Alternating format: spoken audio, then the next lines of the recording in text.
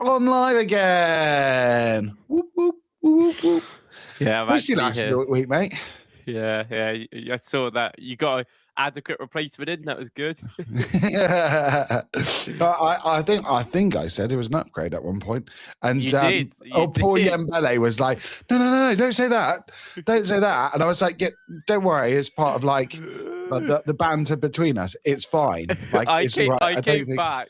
I was like, I can't remember. I had to do something, and I came back, and I think I was like really drunk, and I watched the episode back, and I was like, this guy.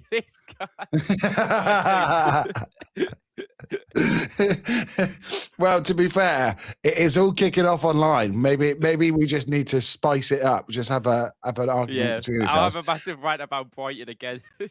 Yes, 100%. Right, come on then. I think you've got something to admit about your player of the season, haven't you, Reece? No.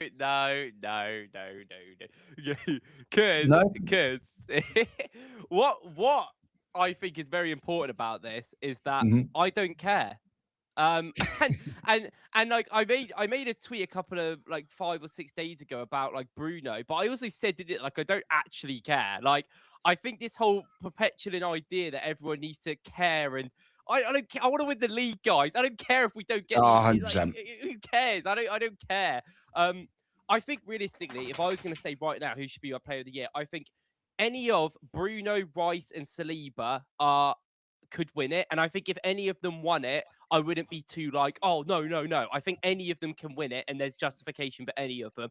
I think realistically, Rice should have. It depends what you categorize it as, because Bruno has the attack and play. Like they do care about attack and play. We've seen it all the time. Like Foden won it over Rodri a couple of years ago, and it was like, what? Rodri was way better. But also, it's like at the end of the day, you know, we're going to win the league, or if we do win the league, we've got the player that's been outstanding. He's played nearly every game. He's been outstanding at every competition. There is caveats. Bruno hasn't played as much. It is easier. You know, he wasn't great for the start of the season when he was in DM. I mean, he's all right, but like he wasn't doing that attack and work. There is still a lot of set pieces in there, but I find the argument about set pieces so convoluted, because loads of Arsenal fans, I get it from looking at it from a United's perspective, because loads of United fans disregarded Saka's set piece assist, and now they want to care about it. I get that point. That's stupid. But there's loads of Arsenal fans I also see are doing the other way around, where they're like, oh yeah, but you know, you didn't count these set pieces, so we're not going to count them. No, I've always counted set pieces as assists. Yeah, that whole argument is ridiculous. So I'm not going to disregard Bruno's assists because there's some set pieces where we score loads of set pieces, and I think they're a valid part of the game. So, like, I think realistically, obviously there's still 7-8 games left. Like, there's still a long time to go. Realistically, it's still a big chunk of the season. Bruno's playing right now, to be fair. I do think that Rice does deserve more credit. Like, he does deserve, because I feel like with the media and how people perceive players, even though Rice is incredible, and I think even in modern media, I think in terms of like Sky and BBC, they actually give credit to Rice a lot. But I feel like the perpetual idea of like fans is that Rice still isn't very good. Like, I have seen people not put Rice on the same sort of pedestal as Kante. And I've seen Chelsea fans and stuff go, well, yeah, but Kante was so, yeah, great. But Rice has also been that good, as good as Kante was in the same period. Okay, we might need to win some stuff first for him to be credited. But if that does come this season, then Rice, in my opinion, is the best midfielder in the world. Like, people keep going on about Pedri. Pedri is great. Pedri's one of the best guys in the world, but I've seen Pedri in games look suspect at times. Even at Rice at his worst, he's trying a lot. And also, Pedri has been pretty poor over quite a few games now in a couple of months. And I've watched Barcelona a lot, and I've not been that impressed. And also, the team that Barcelona play, everyone kind of thrives in this attacking notion. Sometimes it feels like Declan Rice is the only person on our team that actually tries to attack, and he's the central midfielder. And the last point in all of them is that I put Saliba in these categories because I actually did a tweet about Saliba like a week ago, and I tweeted about him, and then a couple of other people tweeted about him, and then it became this like big thing where everyone was talking about Saliba. In my opinion, Saliba's been better than Gabriel this year, and that's my opinion. I can understand people thinking Gabriel's had a better one. I've had so many people in that tweet discussed it and were like, no, I think you're wrong. Gabriel's better. And so, fair enough. Like, I get people's opinions, but I think what Saliba's done this year shouldn't go undermined. I think it's actually been overall his best season at Arsenal, like from back to front so far. I know there's been some shaky moments in there, but I think everyone's had shaky moments. So Yeah. even people like Raya and Gabriel, who I think are some of our best players, have had shaky moments that we've spoken about.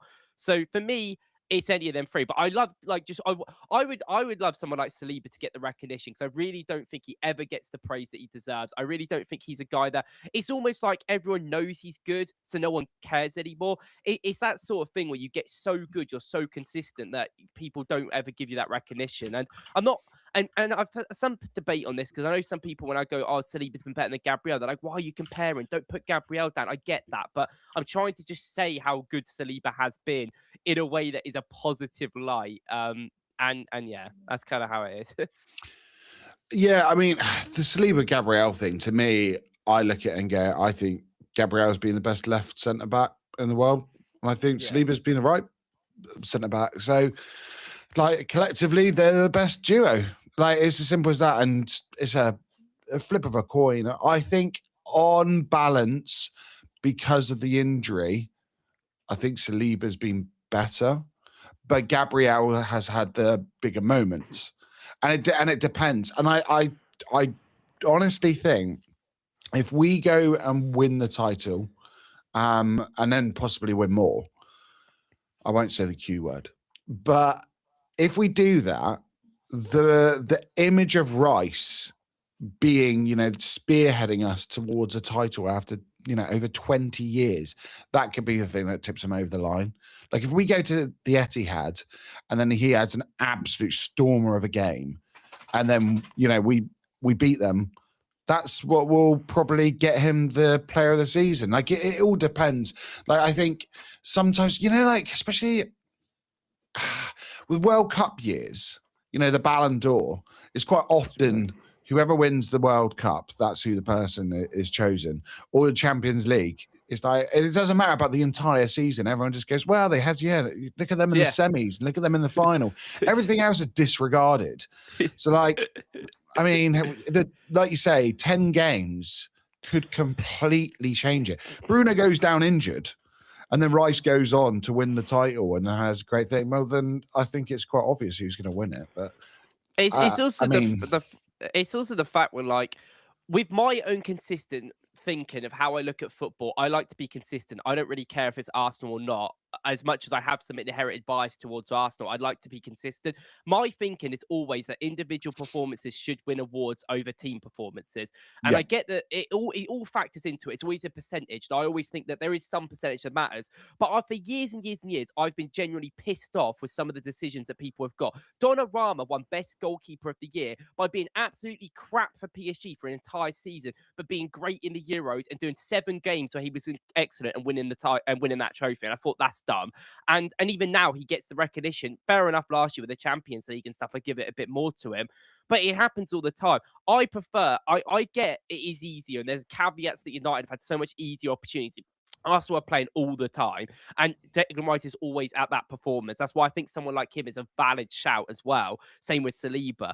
But I always think, like, for me, I'd rather care about individual performances over team performances, because I think that's what the sport's about. Like, Jorginho got 3rd in the Ballon d'Or just because he was part of the Champions League winning side and the European Championship winning side. And Jorginho was a big part of them, but he wasn't exactly that good. Like, he wasn't exactly like, oh yeah, this is the guy that's like carrying them to the title. He was just there. Yeah. And that used to annoy me so much. And I think to be consistent, I kind of just would like, I kind of factor that into how I think about stuff. But obviously Rice is a big reason why we are so good. And I mean, I don't think the team is the same without him. Same with Saliba. I think when Gabriel comes out of the team, the levels sometimes drop a lot, but they're not always consistent. I think Gabriel recently has been fantastic, but when we were missing him in December, it was fine. And then when we were missing Saliba as well, it was awful. So I think that's kind of how I think as well.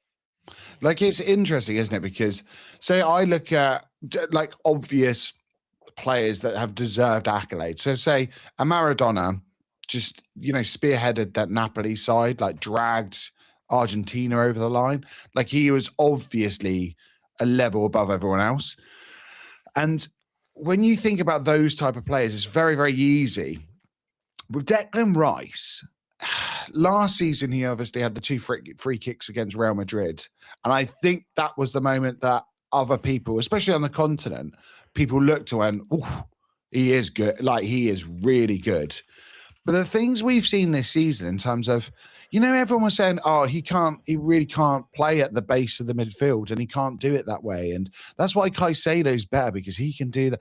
We've seen this season Declan Rice quite often doing that. And that's an element that I've gone, actually, his game has gone to another level because he's showing even more facets to his game. Like, he's so good. He is probably the best all-round midfielder now. Like, I don't know anyone else that's able to defend like him, attack like him, set pieces like him, like drive for the ball. Like, just everything he does is unbelievable. But we notice it because we see it week in and week out. Was a Bruno, I feel that the masses, you're going to notice things because he's in that area of the field where you're going to get goals, you're going to get assists, and it is what it is. But I don't really mind, to be honest. That's the funny thing. If any of those four players get it.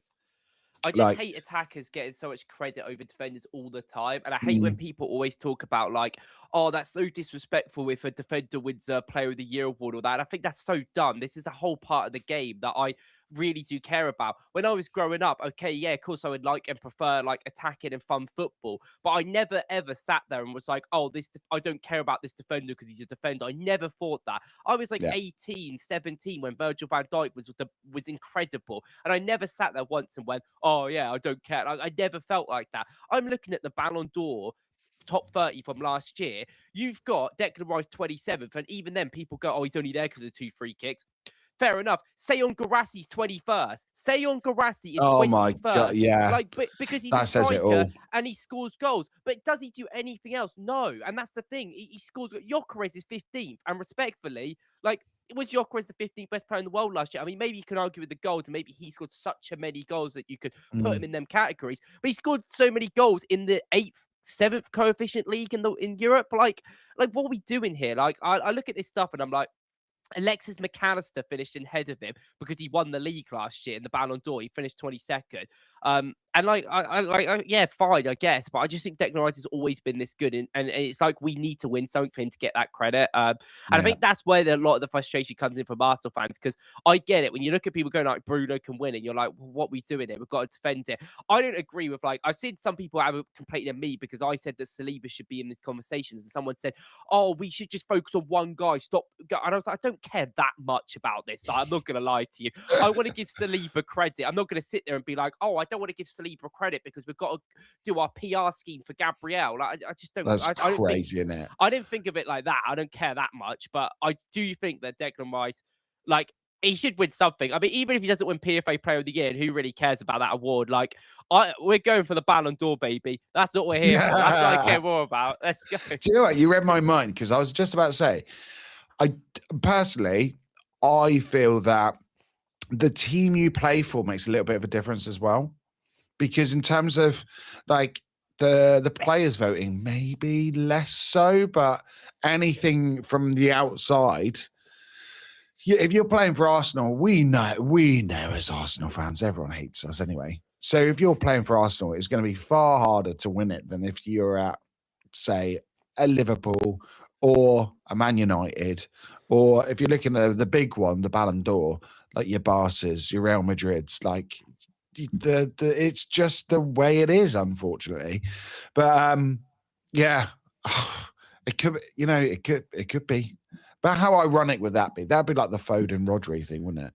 Where and let's be honest, look at where Foden is now. Like, oh, well, I mean, look at where every English, it's so funny. I saw I think it was Nothing But Football podcast. They were talking about this, and like a year ago, everyone was saying who's going to get in the England squad. We've got all these great attacking midfielders. It's like Palmer, awful this season.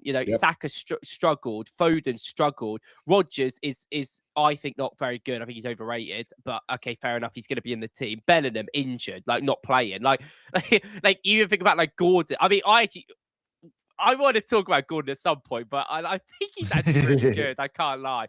But like, yeah, like Gordon's had struggles this season. Like Rashford's not even playing at the moment. He's on the bench. Like, I'm like, and then we're looking at the England squads, and they're like, yeah, our backup striker is going to be Calvert-Lewin and Solanke. It's like Solanke's been injured forever.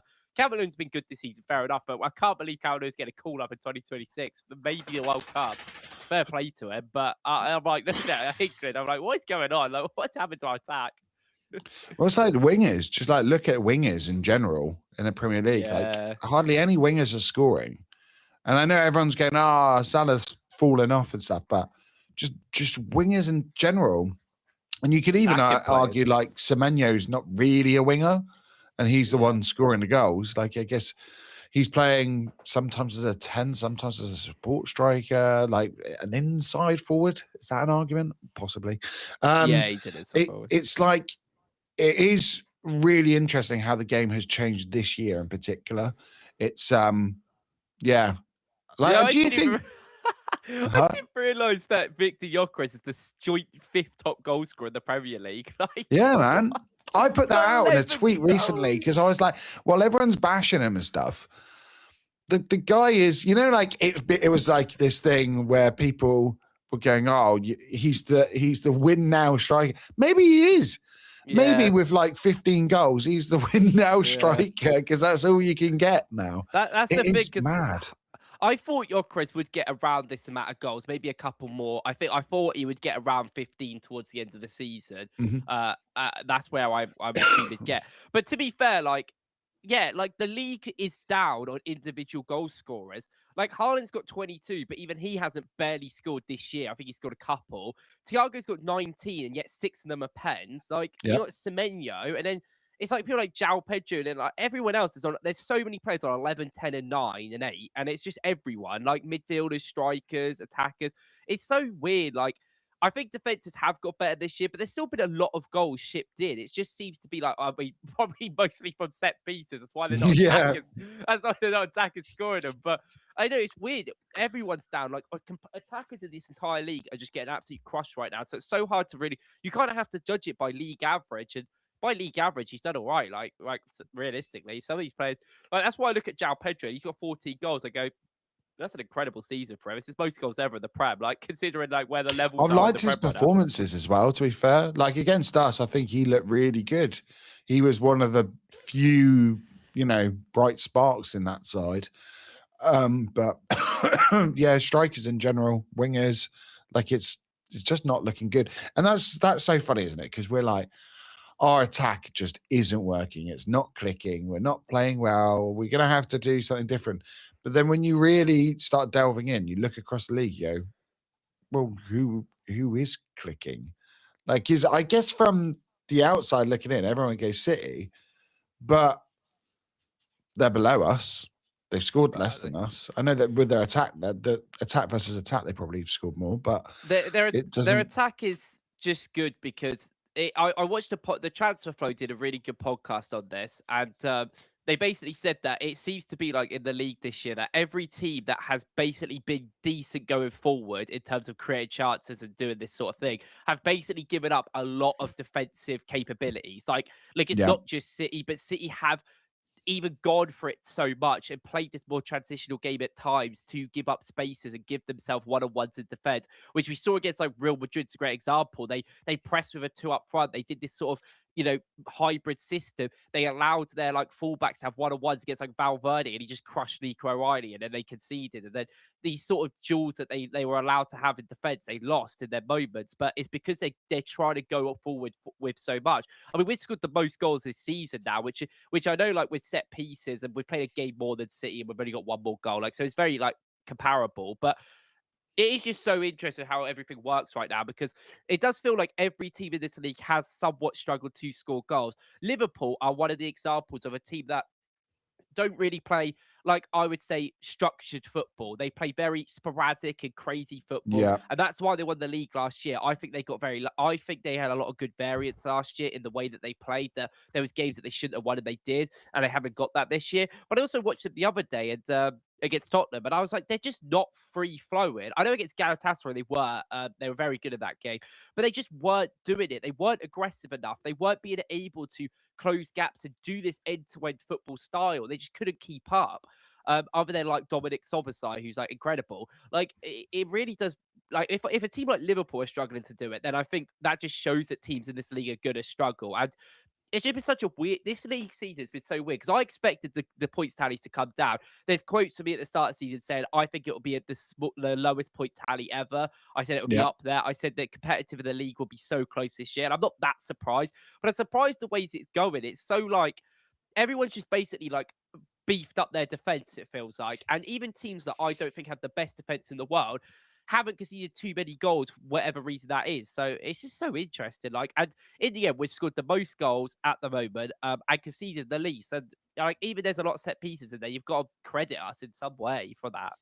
Yeah, like it's really strange, isn't it? Because I guess Liverpool last year played so far on the edge. They were like rolling the dice every single game, and that worked out for them. You know, they bet the house and won. Whereas we've done the opposite. We're like playing like for the small margins all the time. Like play the average, and hopefully it will come off. And it has. Like so far, touch wood.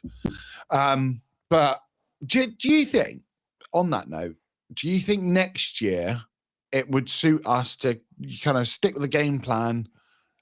Try and because it is by and large a game that's won by small margins anyway, like one goal, perhaps two.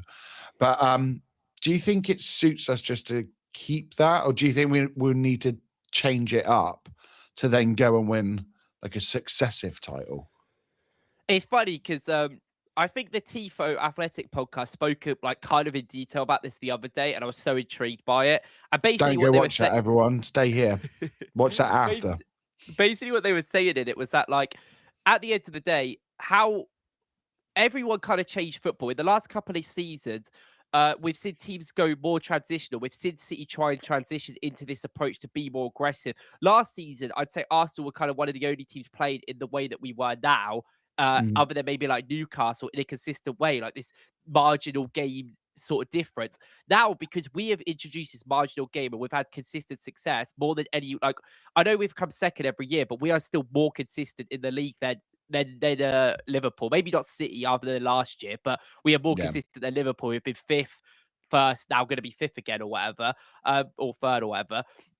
And it's that sort of thing where every year you have to adapt. And I know right now there's been so much talk about the way that the Premier League is going in terms of the style of the Premier League and the marginal games, which is a big reason why the league is so tight, because every game is getting determined by 1 or 2 goals, which is something that we kind of have been so good at doing. We really did focus on the marginal stuff like set pieces like that. And that's what everyone's kind of gone, oh yeah, we can do that. And they've kind of done that. But there will be a sort of shift. Eventually, people will realise that there is going to be more risk happening. Last year, Nottingham Forest and Bournemouth were the 2 real successful teams outside the top 8. And they were teams that basically just played on the counter. They sat in a low block and countered really quickly. Now everyone in the league pretty much does that. It's really hard to gain control in the Premier League because every team is so good at counter and so good at quick paces. And that's why I think City's and Liverpool's game plan hasn't worked as well this season. City are adaptable, and Pep's done really well to change the system throughout the season multiple times. But there was definitely, and you look at the signs they've made over the last couple of years. I mean, even Semenyo, you could argue, but Marmoush, like Kuzunov, like these guys are players that suit a transitional based game. They're quick, they're direct. So I think when you look at all that, it's been a real hard for them to do that because they can't throw 8 players into the final third now and have just Kuzunov at the back, because these teams are so good at countering that you've seen the problems that arise from anyone in the league. Like I think other than like maybe Burnley and maybe a couple of teams like Wolves who like aren't the best at these sort of getting attacks together, maybe Forest at the moment. It's funny because they were so good at it last year. Yeah. But everyone in the league is so successful at countering each other. So it just makes it that so hard. So in order to get control, and the problem is obviously money's a big part of it. You know, everyone goes man to man, and Arteta spoke about man to man, about how, and the whole negative part about going man to man is usually it gets players tired and it wears them down. So over time you can't do it. But the problem is, because there's so much money within the Premier League, everyone could just buy players now. If someone gets injured, you know, Man City is spending 80 mil in January, but they're not the only team. It goes throughout the entire league. Brighton spent 200 mil a couple of years ago. You know, like Brentford are spending all this money. Like Brentford have got, like, they could sell Igor Thiago for like 60, 70 mil and then put that into other assets. Like the whole league could do this forever. So it's going to be such a weird eventually it will shift. Always metas change in football, and eventually it will change. But next year, I think we have to adapt. I think we have to change. And this year, broadly, Arteta has changed a lot of his styles. Like we Mm, did buy in the summer, he bought different players, which we spoke about, Eze, Gyökeres, these direct counter-attacking quick players. Like, I mean, I wouldn't say Eze's quick, but he's a good counter-attacking player. And that's something that Arteta didn't do. These guys play without out of the structure that we just haven't really done in a while. So I would think going into next season, we need a little bit of stability in terms of some players that might help the structure. I think the rumours are a right back, midfielder, and winger, which I think makes yep. sense. I think there's some in midfield. I think you want someone that can at least abide to that structure a little bit. But then in terms of right back, I want us to get like an overlapping, attacking right back who could do some defensive work, but I want more of that attacking threat. So it's always, I think we need to keep adapting. I don't like us playing on these marginal games forever. It's worked this season. Do I think it will work next season? I don't know. I would probably lean to say no, but we are a good enough team where I still think we'll be good next season. But I don't know if that's going to be enough to win the league. So I would Yeah. just like Arsenal. I think next year we do have to change it up a little bit, personally. Yeah, and to be fair, once we win the quadruple, it's hard to keep that motivation next season. We know that it's Next season's going to be weird. It's going to be a weird season. oh mate, it is, isn't it? But I completely agree with you because I do feel that we are one of the most consistent teams, and a lot of people outside of the Arsenal fan base will say, "Oh yeah, but you haven't won anything." But we have been successful in terms of we are right near the top of the league. We are challenging. We're the only ones that are able to sustain that over quite a long period now. But hopefully we get over the line this season, and no doubt we'll talk about the first one in a minute. But in terms of the fan base, let's go to the Fodder and Wackles community. 610, I hope you're well, mate. Reminds me of the 80s, 90s Italian league, a long time before Wackles was born. Every game tight, all teams can beat each other pretty even in the league. The great Italian league was always low scoring, low point score to win the league. Yeah, 100%. I mean, done in a very different way in terms of like the Italians were well known for kind of going forward and then sitting back rather than just the transitional play that we see now. But yeah, I do know exactly what you mean. And Cezinia says, hello, mates. Hello, Cezinia. Hope you are well. I'm better than me and Reece because you probably see me muting and coughing constantly. I sound like, did you ever watch? Here's a question. Have you ever watched Wacky Races? I don't think so. Oh my God. Okay. Show my age. Guys, in the chat, if you've seen Wacky Races, please let me know. But essentially, there's a character in it called Muttley, which is a dog, who kind of like coughs. I sound just like that dog at the moment. Like I hate going to the doctors. I should probably go to the doctors at some point. I'm like 99% certain I've got a chest infection, but there we go. Wackles, question for you.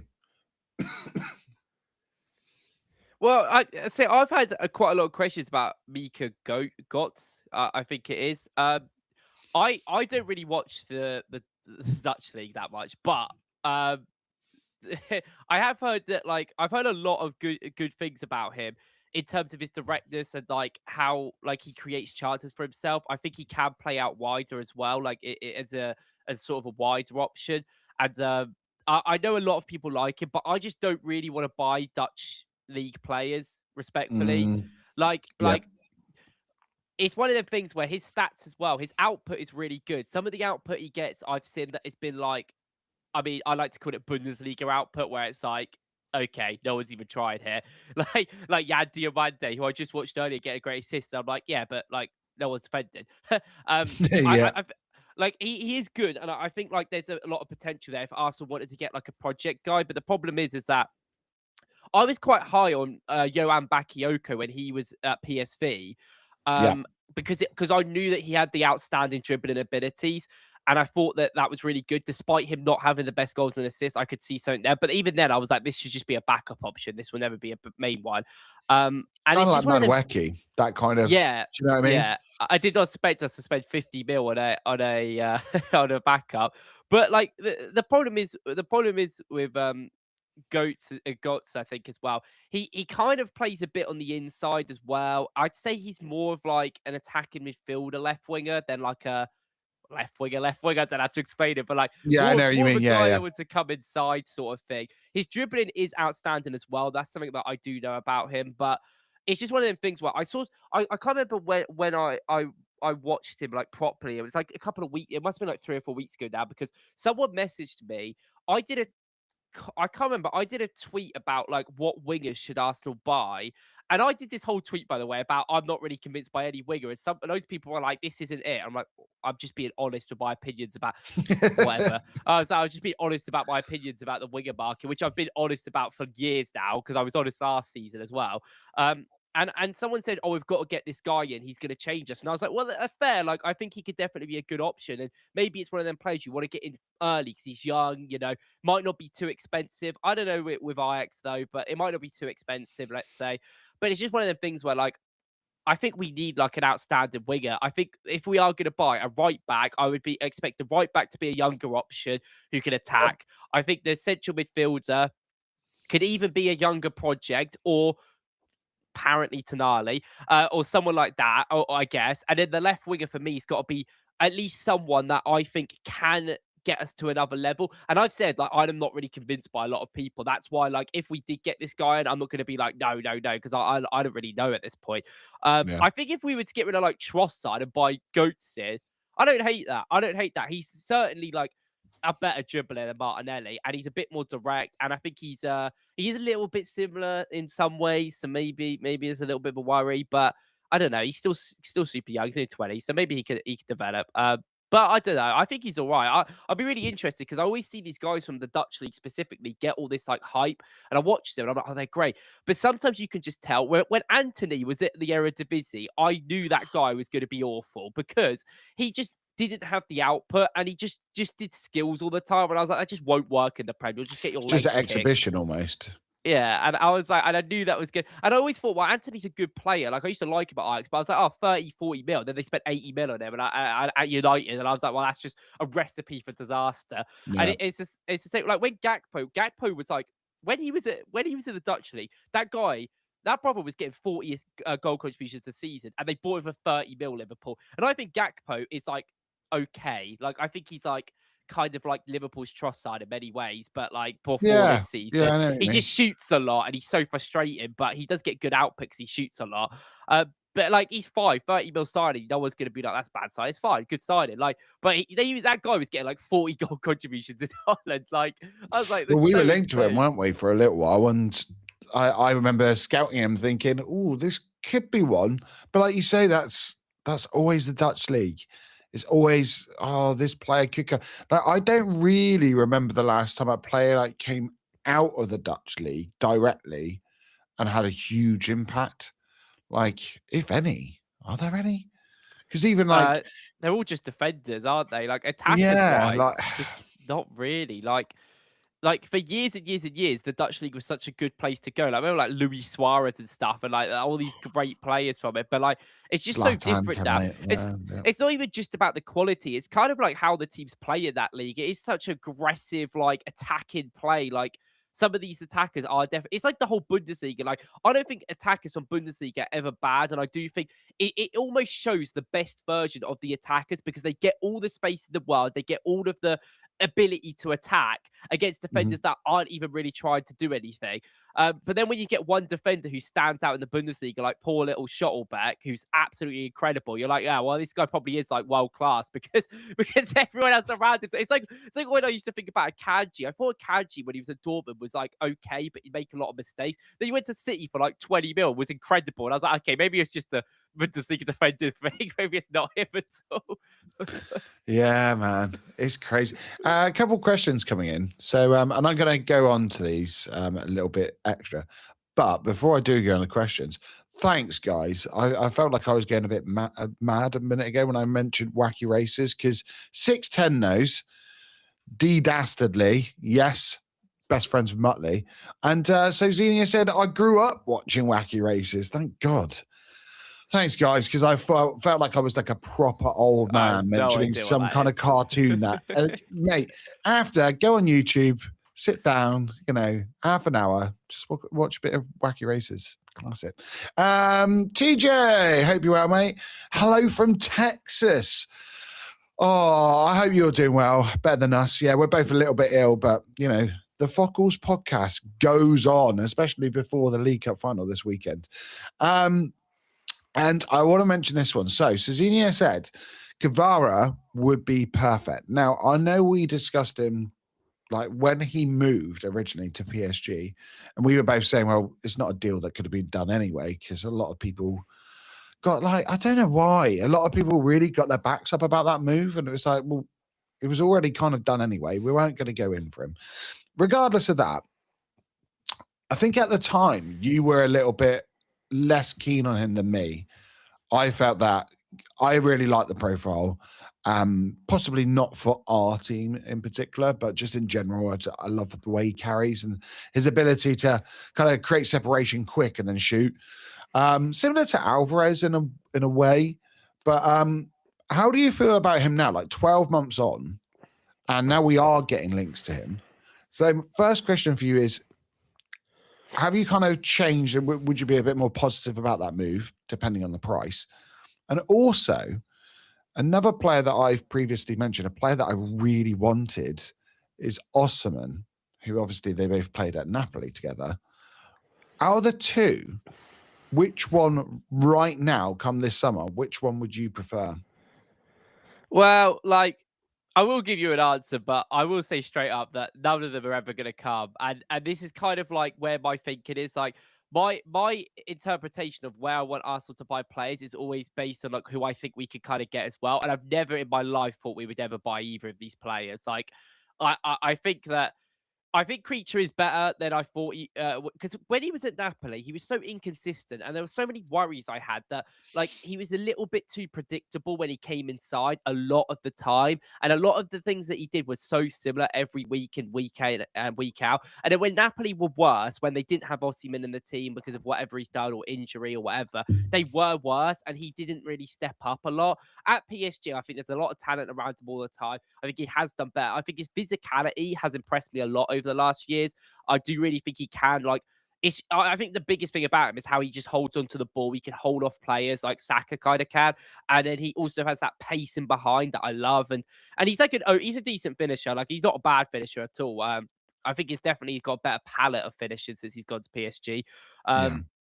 But it's just one of them things where, like, obviously, he isn't playing week in, week out with, like, utmost importance at the end of the day. Like, I know PSG are in a title race, but at the end of the day, like, they're getting their games postponed, even against their title rivals, Lyon, because it's like, oh, we've got to focus on the Champions League. It's like, well, yeah, so he has one game to care about, like, every 3 weeks. Like, so I think it definitely makes some of these players look a bit better than they probably would if they played every week. Creature's never going to come. I think for now, how I look at things is that he'll be at PSG forever. I genuinely think he's just like a corner piece of their team. I think he's undeniably the best wing. Like, I think he's way more consistent right now than Desir Douar or Barcola. He's way more 100%. He's way less raw than them in many ways. So I think he's just going to play all the time, really, if he's fair. In terms of Osimhen, I've always thought Osimhen was the best striker that we could get in terms of profile and like how he's just so dominant. So the thing is with Osimhen, I don't know, like, he's not really like, he is so determined that sometimes he's not really like a structured guy because he just runs at people. But the thing is, because he runs at people the entire game, all the time, forever, it doesn't really matter. You can play off that because you can find ways to make that work. And you just love that sort of athleticism and the ability. Even like against Liverpool, like, that guy broke his arm or whatever, broke his wrist, and he wanted to play on. And you could tell he was in so much pain the entire first half. He was like, they kicked the ball up to him, and he wouldn't even try the header because he's feeling his arm, but he still wanted to stay on. I think that just is a testament to the mentality that he has at the end of the day. But Osimhen was never going to happen. There's been so many reports about character assassinations. I don't know if it's actually him personally. I think it might be more about his agency and agent talk and stuff. But apparently he wanted around 420 grand a week to come to the Premier League. And if Chelsea are saying no to that sort of stuff, then I think that's a big indicator that if Chelsea are saying no, it's probably not a good deal because they say yes to everything. I think that was take home as well, wasn't it? So after tax, like, yeah, well, he wanted the same amount that he was making at Napoli, which is like 300 grand a week, but then because of the tax and everything, it's in the UK to pay that you'd have to end up paying like 400k or something. Oh, is it that way around? Okay. Yeah, because he got But like, even still, that's... So that's why everyone was like, well, no, we're not going to pay that. And you're never going to get that. You're never going to get that wages in England. No. So that's a big problem. And it's actually such a shame because honestly, I don't really feel much sympathy because he made these decisions. That's kind of on him. He's in Turkey now. I'm sure he's going to become a club legend at Galatasaray. Cool. I feel like it is a shame because he is still one of the best strikers in the world, but no one will ever put him in these categories. I watched a thing the other day. It was like top 10 best strikers in the world, and they were like, should we even put him in there because he's at Galatasaray? It's that thing. Well, he's put himself in this conversation, and that's his own fault. So if we do you could think get he him, could be in the kind of the big conversations against, say, if he was with us? Do you think he could be in the conversations against like your Kanes and your Haalands and stuff? Or would he always be in that top 10 bracket? Well, I mean, even at Napoli, when he won the league, I would say he was arguably the best striker in the world. He's definitely up there. It was between him, Haaland, Mbappe, basically the same people. I think right now there's 3 strikers in the world that are on another level to everyone else, and I think that's Kane, Haaland, and Mbappe. I think them 3 are on their own pedestal, and then everyone else is a little bit below. That's where you get your Dembele's, well, maybe even Lewandowski if you want to argue, but like you get your Ekatiké's and all them players. I think are in the level below. Osimhen is now put himself in that level below because he's gone to Galatasaray, but he was a player in that top 3 category, and I think on performance space wise, he is easily a player. When I watch Galatasaray play, I'm like I've watched a lot of their Champions League games, and I'm like, this guy is relentless. Like, it's so fun to watch. You'll cross the ball in, it'll be like 30 feet in the air, and he'll just somehow get up there. And you're like, the other thing is, like, teams know. They know. They look and they go, well, we've got one person that we got to sort out. And he's so difficult. You just can't do it. Like, and I think that's testament to how good he is. Like you say, like he's so aggressive. Like he's everything you would want in a striker because he's like Hincapié, like mentality wise. If you put him up front, and he just has the biggest engine in the world. He just runs and plays all the time. He's incredible in the air, super physical. Obviously a brilliant finish and brilliant on his feet. But I honestly don't even think that's his strongest point at all. Like I think he's so good at all the other stuff in the game, which I'm like, it's just such a shame because I do think Osimhen right now is still a top. Like, I do think he's a top 4, top 5 striker in the world. And easily could be top 2, top 3, but he's just in Turkey. So it's like, I don't watch the Turkish league. I'm sure he's doing great there. But apparently, I don't even think he's played that much this season because he's been injured quite a lot. And it's one of the things, again, where they're probably saving him for the big game. Oh, no, he's played quite a lot, actually. He's played quite a lot. He had that great tifo come down for him as well. Kind of like that fire underneath him, like he needs that. Like, yeah, I just think, you know, face mask Osimhen at Arsenal. Oh, would have loved that. There we go. Let's go on the next one. So 610 has put, do you think the links to Alvarez means more of a strike partnership next year? Havertz now, Alvarez, Victor and Eze, more of a 4-4-2. Now, we've kind of commented on this in the past, haven't we? And then talked about, because we were saying I quite like the idea of Gyökeres playing off of a Havertz or off an Eze. We've seen recently as well that seems to be working a lot more. I mean, for me, I think it does. Not a 4-4-2 per se of, you know, yesteryear, where it was like a real structured 4-4-2, but more of a fluent 4-4-2 where, you know, your support striker is dropping into midfield, is coming up. Like, because Havertz isn't really, he's not going to play a 10 role in the same way as Eze, or definitely not like an Ødegaard, but he's able to create, you know, he's able to play as a backboard even.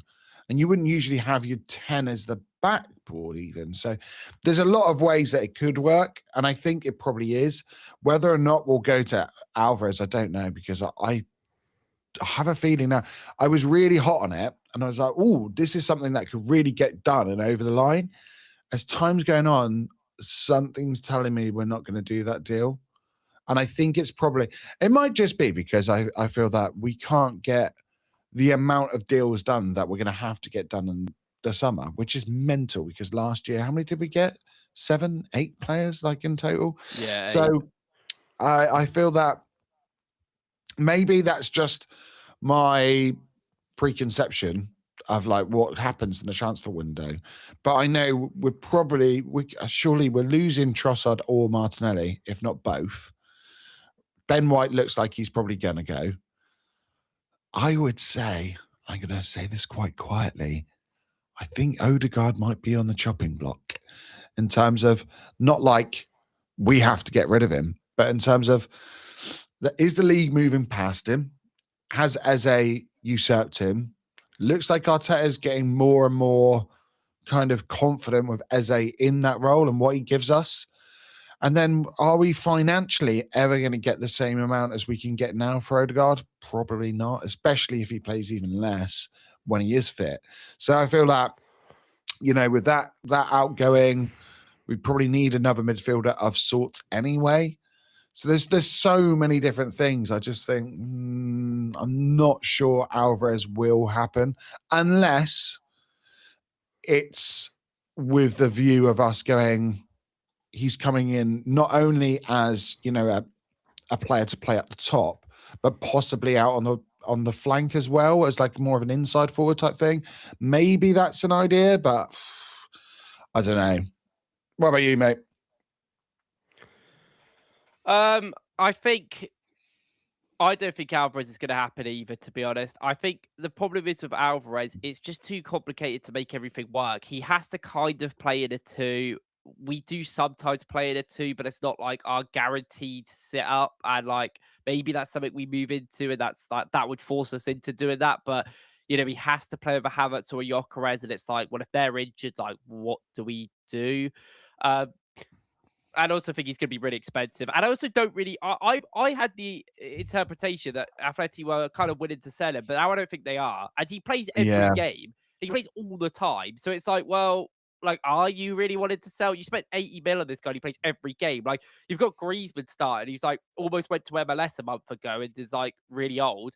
Like is that really like what are we doing here? Like, I just think they're going to want to keep him. And if they want to sell him, it's going to be like 100 mil. And I'm like, I don't know. I don't really know if we need to spend all that. When really he's going to be a Jesus replacement, isn't he?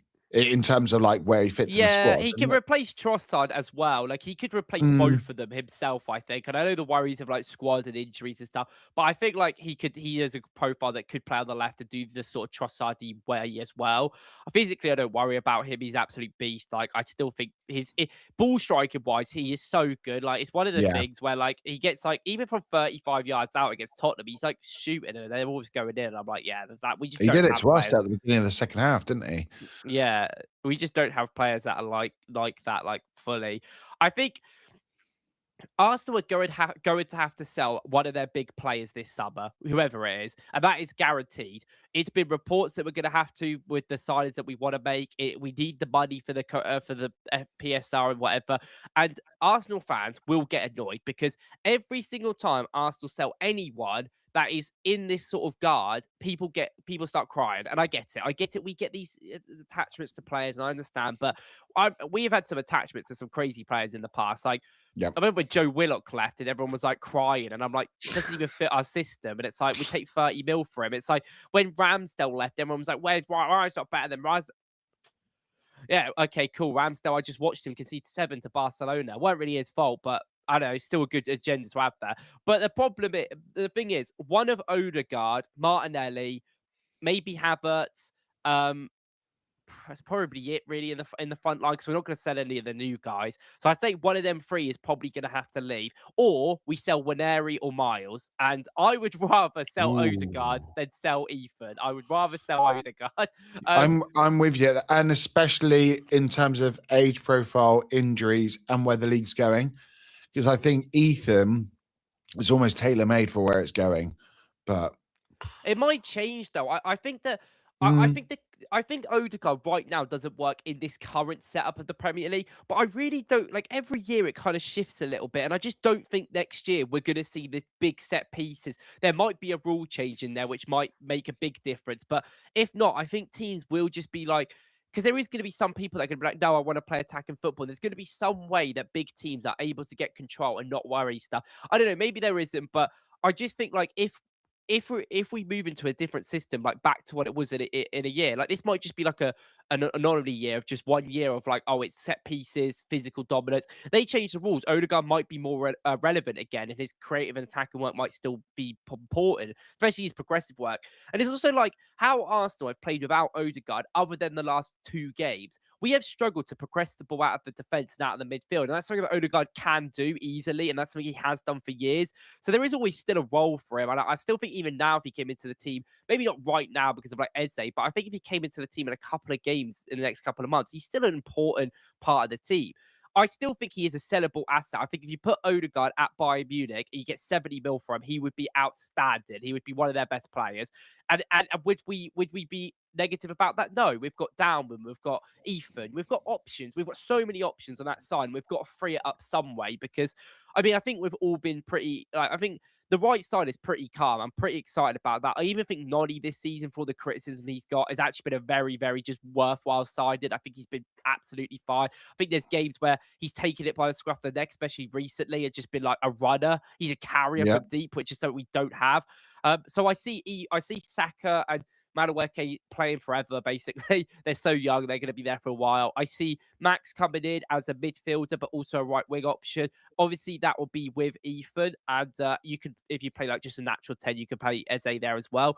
So I don't know. I think that personally, Ødegaard's probably the easiest sellable asset. Havertz, with his injury concerns, worries me a little bit because it's I'm such a with long you on time. And that but Havertz is such an important player and such a unique profile that there's not many pro people like him. The only other players that I would say are kind of like Havertz are De Calater, who plays for Atalanta, and that. Waltmeier, who plays for Newcastle. These 2 players are quite similar to Havertz, but I mean, they're just expensive. And if you get rid of Havertz at 70 mil, you might get one of them in. But are they going to be as good right now? Probably not. So No. I think they probably just take the risk of Havertz for now and keep him. It depends. If he stays fit for the rest of the season, I think it's fine. And then I think Martinelli, or I think Trossard should leave anyway. I'm pretty happy with him to leave. I was happy with him to leave last year. He proved me wrong. He's had a fantastic season, but he's old. Like he's in his 30s. We could probably still get 15 to 20 mil for him. His contract ends in like a year. So like Yep. you got to think about all these factors. Like maybe you keep him for a year to let him run down his contract if you don't care about the 15 mil. Fair. But that means Martinelli's got to go. We've got to free, one of them has to go. And I just think Trossard's an easier option. Maybe you're like, oh, Martinelli for money. But if you just sell Trossard, Jesus, Ødegaard, you could probably make 100 and a bit money for that. And then we could go out and buy the players we want, especially that a big attacking guy that we want. I don't know who that's going to be right now. Might be Anthony Gordon for all we know. But I mean, I don't know. Like that might be what happens. Don't know what to say about that last name. Yeah, it's mad. Like in terms of letting players go, as an elder statesman, and for those younger people watching, I will just say this: one of my key memories as a young Arsenal fan was when. So I remember one of the first games I ever went to watch at Highbury, Anelka. He was one of the best young players in world football, not like just in Premier League, not in Premier League history or Arsenal history, in world football. Like he was unbelievable that season, and we let him go to Real Madrid. And we did the same with Petit. He was like unbelievable. That's my favorite centre midfield pairing I've ever seen at Arsenal. Vieira and Petit. We let him go. We did the same with Mark Overmars. He was unreal. Let him go. And when you look at like the big managers and the kind of the best years as like totals, they make those decisions and they let players go to rotate the squad and freshen up just a little bit. You don't have to like completely tear it apart. And I think that was a part of the problem with the Invincibles. And after that, plus, which 610 has mentioned, Chelsea coming in and flaunting their money. That didn't help matters. But Fergie did the same. Pep's done the same. Like we've seen all these great managers do it. Arteta's got to do it. And it's really tough because you need to choose the right players to leave and you need to do it at the right time and sign the right players to replace them. It's like it's a real hard juggling act. But if we're to have like sustained success, it's a necessary evil. You've got to do it, and you've got to just kind of put your faith either in some younger players like Ethan, like Max, like Miles, or you've got to bring out some other players that you think are going to really hit the ground running and be able to do it. And we'll wait and see. I can't wait for this summer.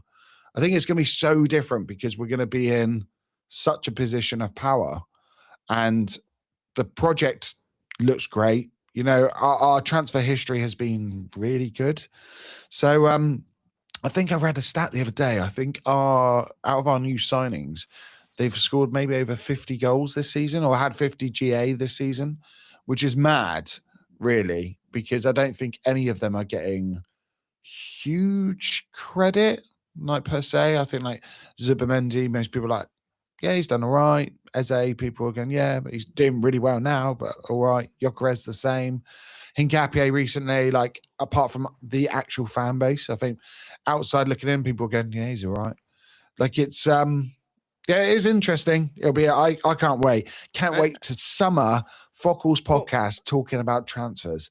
Like I'm actually looking forward to it. But it'll be a while because the thing is, I remember this from 2 years ago, obviously doing YouTube. Like nothing happens until after the World Cup went. I remember the Euros was a pain in the ass 2 years ago because nothing would happen. And then I didn't really care about making Euros content because I don't really care that much. But like World Cup, like is going to be in the head of all of it. And that'd be so interesting. I do think as well, like for easy people to sell, like Gabriel Jesus will be gone.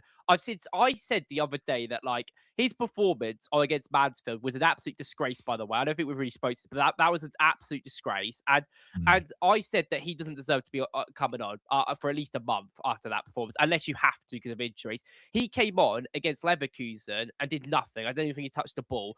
That's when I did a tweet, and I was so funny. This is the only time I'm ever going to be like a little arrogant because I was just so annoyed by the amount of like horrible things that people say to me on something that I thought was an absolutely fair take, and then in the end gets proven right a week later. I just thought like, yeah, well, exactly. Well, it's just like people need to calm down sometimes. I literally said like, I said that Gabriel Jesus coming on is a disgrace. And like he is clearly not good enough anymore. His decision making's in the mud. And I saw some people saying like, "Oh, give him time." I was like, "Well, I get he was injured, but it's March. We've got like 2 months of the season left. We don't really have time to give him. We've also got 2 other striker options. I'd rather just play them."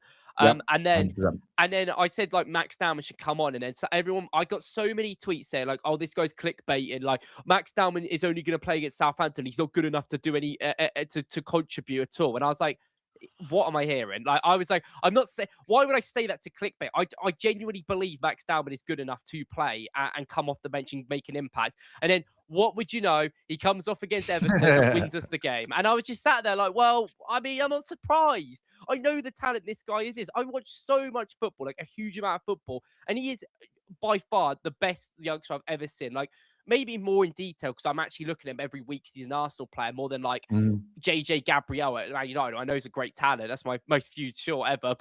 But like it's just like one of the things where I watch Max play and I'm like, the talent is undeniable. It's not even just about the talent, it's the decision making. He is so intelligent that I'm like, I think this guy is ready to play off the bench and give us that moment. He's fearless. And last year the whole big thing about Miles especially was that Miles would just be a difference maker in games because he didn't care. He was fearless. He didn't worry about things. Sometimes our players do worry. Sometimes there is a tenseness in the team, no matter what. And it's just nice to have a youngster that doesn't care and runs at players and just does things. And that is what we needed in that game. Max came on and was fantastic. And I think Max is clearly put himself as an option to come off the bench in multiple games, especially when like Noddy's playing left wing or Noddy's doing other things as well. Or Saka's not playing well. You want Noddy to play. I also want to say, like, on all of this, Arteta's decision to bench or take out Saka in the Leverkusen away leg for Madueke. It's just something I've been talking about for months about. He has to do that. I'm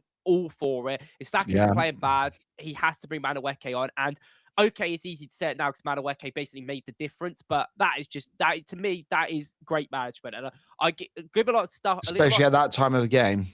That is what a ballsy manager does. And I've always criticised Arteta because he is a risk-averse guy and he always will be a risk-averse guy. But that is where he deserves credit. And he has improved at points this season. How we've been using Eze in the last couple of games has been really, really impressive. Eze looks just so much better. He's getting on the ball more. He's linking up. He's having his moments where he's getting them shots away still in them areas we want. But he's not just sitting there waiting. He's getting involved. He's working with the play. We're playing Rice a little bit wider to give him Eze that space in between. I think some of the tactical changes he's done recently have really helped. And also, we've had a lot of bad performances in a row where we kept winning. But the last 2 games Arsenal have played, we've been fantastic. I think Everton, I know it was 2 late goals, but I know we gave up some big defensive chances, but I thought going forward, it was just that last shot that we were missing. And like the XG won't be there because of that, but we were getting in good opportunities. And I thought against Leverkusen, that was one of our best performances in a while. Everyone was there. Like, it's mad, really, because I said it on the Latte Fam. I sent in a message to FK saying it's become calm. You know, playing Champions League now is a nice experience. I used to build it up in my mind of like, oh my God, Champions League, and we're going against these huge teams and these big players. And now I just go, okay, Leverkusen, just another night. I'll sit down, have a beer while I watch this. It'd be lovely. And it was enjoyable because I'm not stressing about it. I have full confidence in the team, full confidence in the manager and the tactics. Like, it's all good. It's crazy. And the performance was excellent. And I think in terms of you talking about the decision making for Max Dowman, I think him and Eze have been 2 standouts recently, not just because of the goals they scored, because they're the things that will get the headlines, but they have been so incisive. So like the kind of, I guess you call it the pre-assist from Max for the Gyökeres goal against Everton, the fact that he has the choice to recycle the ball, he's got the choice to go down the line. Instead, he sets himself, he looks up and goes, I'm whipping it from here. It's quite a deep position. And it's quite like a speculative pass, really, in isolation. But it's purely the right decision. And I don't know if you've ever read it. There's a fantastic book called The Secret Footballer. And during it, it talks about someone who goes for, I think it's Dwight York, signs for Manchester United. And he makes a pass and the ball bounces off and he doesn't fire it in. And Roy Keane is instantly in his face, screaming at him, telling him, we play with risk. That's how we play here at Man United. To win titles, you play with risk. And that's something that's really like kind of lodged in my brain, that one part of that book. And I look at it and I thought with Max Dowman, he played with risk at that moment. And the same, you know, when he gets that goal, it's so easy to, at that point, lay it off after, you know, first collecting the ball off his head. But he just goes. Is that just kind of innate thing of, I'm off, I'm going. And his ability on the ball is unbelievable. But the same with Eberechi Eze. Some of his passes recently have been unreal. Like a lot of the time they haven't really come to anything like after the pass. But some of the slip balls he's played, some of the reverse passes he's played have been just, they've been a joy to watch. It's so nice that we're finally seeing that from some of our players, because it has felt a little bit robotic at times, a little bit kind of formulaic in the way that we're playing. And maybe that's all we need. Maybe that's part of the plan per se. Maybe it's all about connections as well, isn't it? Like Eze and Gyökeres have clearly built up a partnership now, and I feel pretty safe with them 2 playing together. I did get some criticism today. Yeah, I would have thought again that I said that Havertz probably should start the final, and it's not because I never said in it. I never said. Oh yeah, we could do all this. We could go on to the final, I guess, and talk about this in detail there. But I think with Eze's point of view, yeah, Eze's just been really good recently, and I'm really happy to see. Maybe it is March to May Eze. Maybe that just is a thing. Maybe it doesn't even matter about the tactics. Maybe it's just Eze. Yeah, man. Yeah, and I'm fine with it. If he just turns up in London derbies and at the end of the season, I'm all good. Yeah, it's fine. As long as he tells us about it, just let us know so we can make sure we've got adequate cover for the rest of the season. It's all good. It's all good. Let's go for a couple of more comments before we get on to the League Cup, because it could be Arteta's defining night. So let's have a little look. TJ, coming all the way from Texas. For a left winger, I think moving Eze there would be excellent. But if we're adding a new left winger, I would say Barcola. Ooh, nice choice. If he's fully committing his prime years, coming up to our system and coach. I mean, I really like Barcola. I mean, I love the way he carries the ball. He's unbelievable dribbler.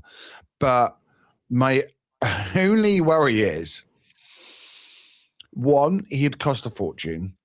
Two, I just getting him out of PSG. It's the same with Kvaratskhelia. To get him out of PSG is going to be insanely hard. And three, once he makes that big money move, I don't think people realize how frustrating he would be. Like, he is someone, he's quite similar to Martinelli in terms of, like, he's not the most efficient player. And he's got room to grow. And I can imagine, because how much is he going to cost? Like 80, 90 mil, do you reckon? Especially with the age. I would say nothing, because he's not for sale. That's all I'd say. Yeah, that's true. PSG bought him 2 years ago. One of my first videos is about PSG buying him. Like, he's not even like a PSG. They literally bought him. Like the problem is with Barcola, like, everyone's it's this sort of, and I kind of think this is a little bit with the Alvarez thing, but I get there's more substance there with Berta. It's one of them things where I think Arsenal fans get in their head about a player and then they just want that player. But I don't think Barcola has ever really been properly, like, there might be some links because of some journalists have said it, but they really haven't. I think most of it's just driven from all like Arsenal wanting it, like Arsenal fans wanting him. He's not going to come. Like, you're not getting any French players out of PSG right now. This is the best PSG have been ever. Like Barcola as well. Like, I think he's so good and like he'd bring so much, and I get why people like him for the setup that we have. He is probably one of the worst finishers I think I know. He's so bad, like really, really bad. Like it's not even like to say he's like not efficient would be generous. He genuinely is just not a good finisher, which is crazy because he scored that absolute wonder goal against Chelsea the other day. But he scored that and it missed like 5 other chances. I was talking to some Chelsea guy about it, and he's just like, "Oh my God, honestly, like the guy cannot shoot." And I was like, "Yeah, I watch him all the time, and it's the same problems." And would he get the space? Would he get the amount of chances? Some of our players in our team get like 2 shots a game.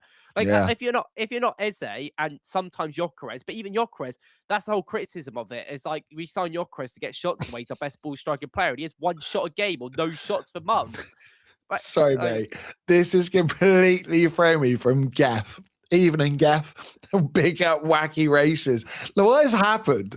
I love the way I've just mentioned that because of my cough, and it's become a thing now. That's going to be like a FOKLZ thing. Okay, let's go on the next one because I can tell you're wound up about it. Do you know what I do want to say? George Vutsis from I was going to say the Canon podcast then, from TDK Plus, is a huge fan, and I think he's part of the reason. For the Barcola like drive. Because he has said about it so many times. And I was like, George, he's never been linked. George loves that profile. I've never been on Barcola that much. Like, I don't know. I just don't. Like I said earlier, I don't get fetishes for players that I just don't think are going to come. I don't think he's going to come. I think why I saw this as well. Like, this is I just think a general fan consensus that I think people don't understand really, like, the market. And I get the market is very difficult. I'm always learning about it, but like people, I did a tweet about Szoboszlai the other day, yesterday or 2 days ago, and I got a tweet said, "Why don't we go in for him?" He's Liverpool's best player. Do you understand? Just because we are first and Liverpool, just because we are first and Liverpool are 5th right now. Last season they were first. It's a season basis. Players don't move based on one season of being a bit bad unless you get relegated. But even then, people talk about like some of Tottenham players. If Tottenham stay up, I don't think that like Tell's gonna leave. He's just gonna stay, isn't he? Like, who's gonna buy Tell? Like, they're gonna want 80 mil for him, and everyone's gonna be like, no. So he's in the end, that market value doesn't happen. And like, there is players. I just don't think if you want to get top players from top 6 teams, it doesn't happen. If any top 6 team in this country, barring like Tottenham for Arsenal, probably doesn't happen anyway because of the clubs. But every other team, even when United were 15th, if we wanted United player and United weren't willing to sell, we're not getting them. It's only if they're willing to sell. The only reason why we get Chelsea players is because they have about 500 of them and they're willing to sell anyone to get money, and then we're best friends with them. So it's like that's a different situation. But it's like if we went to Bayern Munich and went, can we have Elise? We're not getting Elise. Oh, mate, I would have loved him as well. It's just not going to Oh, happen. This is why the whole left wing for me is so weird, because out of all the options that are actually viable to get a left wing, I don't really see anyone like come up with good ideas. People are like, "Oh, I don't want Gordon." But it's like, well, who do you want? Oh, Barcola, well, not gettable. Creature, not gettable. Like, what are we doing? Nico Williams, not gettable. Who do people actually want? Like, I don't like who's gettable. Like, to me, Gordon's like. I think given the market kind of makes a lot of sense, to be honest. Like, but even is Gordon gettable? He's Newcastle's best player, and like I don't know. Actually, right on that. Okay, let's keep on that because I know Suzinho said this. Gordon's a good player, but it would be such a bummer if we went to have a historic season and end up having him as our forward. Sorry, I couldn't get my words out there. Out of all of the Newcastle players that we've been linked to, because we've been linked to Bruno, Tonali, Gordon, and Livramento. I'm not missing anyone, am I? Basically, the whole squad. Basically. For you, if we could get one, which one would you want? Which one's the one that you think would make the biggest impact? Well, I think just generally Gordon would make the most impact because of his position. I think Livramento would be the player that I would want the most. I think Livramento's class. I've always thought Livramento's good. He played right back and left back fantastically. The injury concerns are because he tore his ACL. When he tore his ACL with Timber, I guess that you're not worrying as much because we got such a broad depth in that defensive line that maybe, but at the end of the day, if we're replacing Ben White with Livramento, the whole point is that we have a player that isn't always injured like Ben White. Tino Livramento tore his ACL when he was 19 or 20, came back, did well, and then he messed up his knee again, and he had ankle problems, and it's consistent same injuries, which are a massive, because it's not like, I know people, I think broadly the amount these footballers play and the level that they have to play at nowadays, we talk about man-to-man pressing, everyone kind of is somewhat injury prone. I think there's not many players that Arsenal are linked to that aren't that. Everyone's got injury concerns, but someone like Livramento is so different. Like, that is not like an Isak like situation. Like, he is like genuinely had some bad injuries where it does worry me. Gordon's better. Like, Tonali, I don't hate Tonali as a player, but when I'm seeing links for 80 mil to Tonali, I'm like, why? Just get someone else in as a backup. I don't know. Like, Tonali, I watched him against Barca, and I've watched him loads, obviously, because I watch Newcastle all the time for some reason. But like, he's such a good player at intercepting the ball, winning the ball back, and then maybe doing a simple pass. He is not like a real good final third passer, not really good creator. It's just like, basically, if you take all the cool stuff about Declan Rice out and just pad him, he just runs around a lot. And like, that's obviously a use. And I've said that if I wanted to back up for Rice, I want someone that can broadly run around a lot, but not for 80 mil. I've also seen teams like United linked, and I'm like, I think that makes a little bit more sense of how they play. And that's like a Casemiro replacement, because Casemiro doesn't do loads. He can't move on the ball, that is, but he's a great, like, so in many ways, so successful for them. So, I don't know, like, Bruno is their best player. Like, Bruno is Newcastle's best player by a mile, but also he's 29 in this year, in November. Yeah. I would not pay 65 mil, which is the reports that United want to pay for him for a 29-year-old. United doing it, that's a normal United thing. Like, I wouldn't, sure, whatever. Replace Casemiro with someone that's already, like, also really, like, old, kind of. Like, fair enough, whatever. He is incredible. He'd be great for them. Like, maybe they're just thinking short-term success, but we've got our short-term success. I kind of want a bit long-term thinking, and Bruno is not that for 60 mil for 29. And it's just not an Arsenal signing, is it? We're not going to spend 60 mil on a 29-year-old. Like, it's just not going to happen. So Gordon, in terms of the setup, in terms of how I know Arsenal work, it just makes the most sense to me. I think, is it bland? Is it boring? Yes. Could it be a little bit more fun? Could we go and get a Diamande who is a little bit more of a funner profile? Yeah, I do think there's an argument to be made there.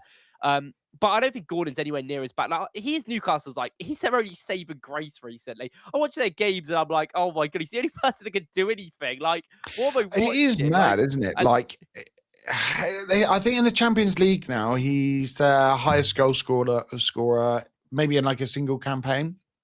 Also, in terms of like profiles, there's a lot of similarities to Martinelli. in terms of like he's got pace. He can play up top and has actually played up top. I know Arsenal fans always say, play Martinelli through the centre, play him through the centre. Can we play him a striker? Like you can actually do that with Gordon if you want to. He knows the league. He's able to press. Like I think he's in terms of like mindset, mentality, I think he would suit this team down to the ground. Like I think he is almost like the perfect kind of character for an Arteta side. But he's not top of my list. I'm not saying that. But if we went and got him, I'd go, yeah, fair enough. I get it. And it's one of those ones where there wouldn't be much clamour for the signing, but I think the fan base in total would go, okay, deal's done. Like, move on, go get someone else now. Like, who's our big signing going to be? I think that's the way most people look at it. Oh, Reece is gone.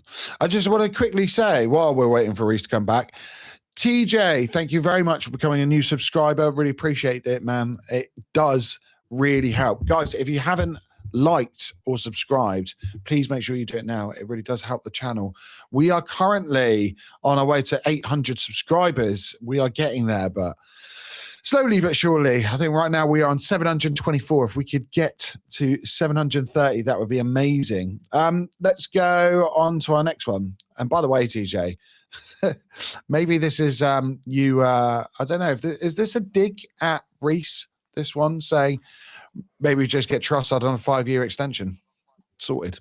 So Xenia, do you think we could be in for Wharton or Anderson? Now, this is funny because I know me and Reece are on different ends of the spectrum of these two. Because I would love Wharton. You'd prefer Anderson, wouldn't you? I don't really know about the fit for us, but Anderson's the better player, yeah.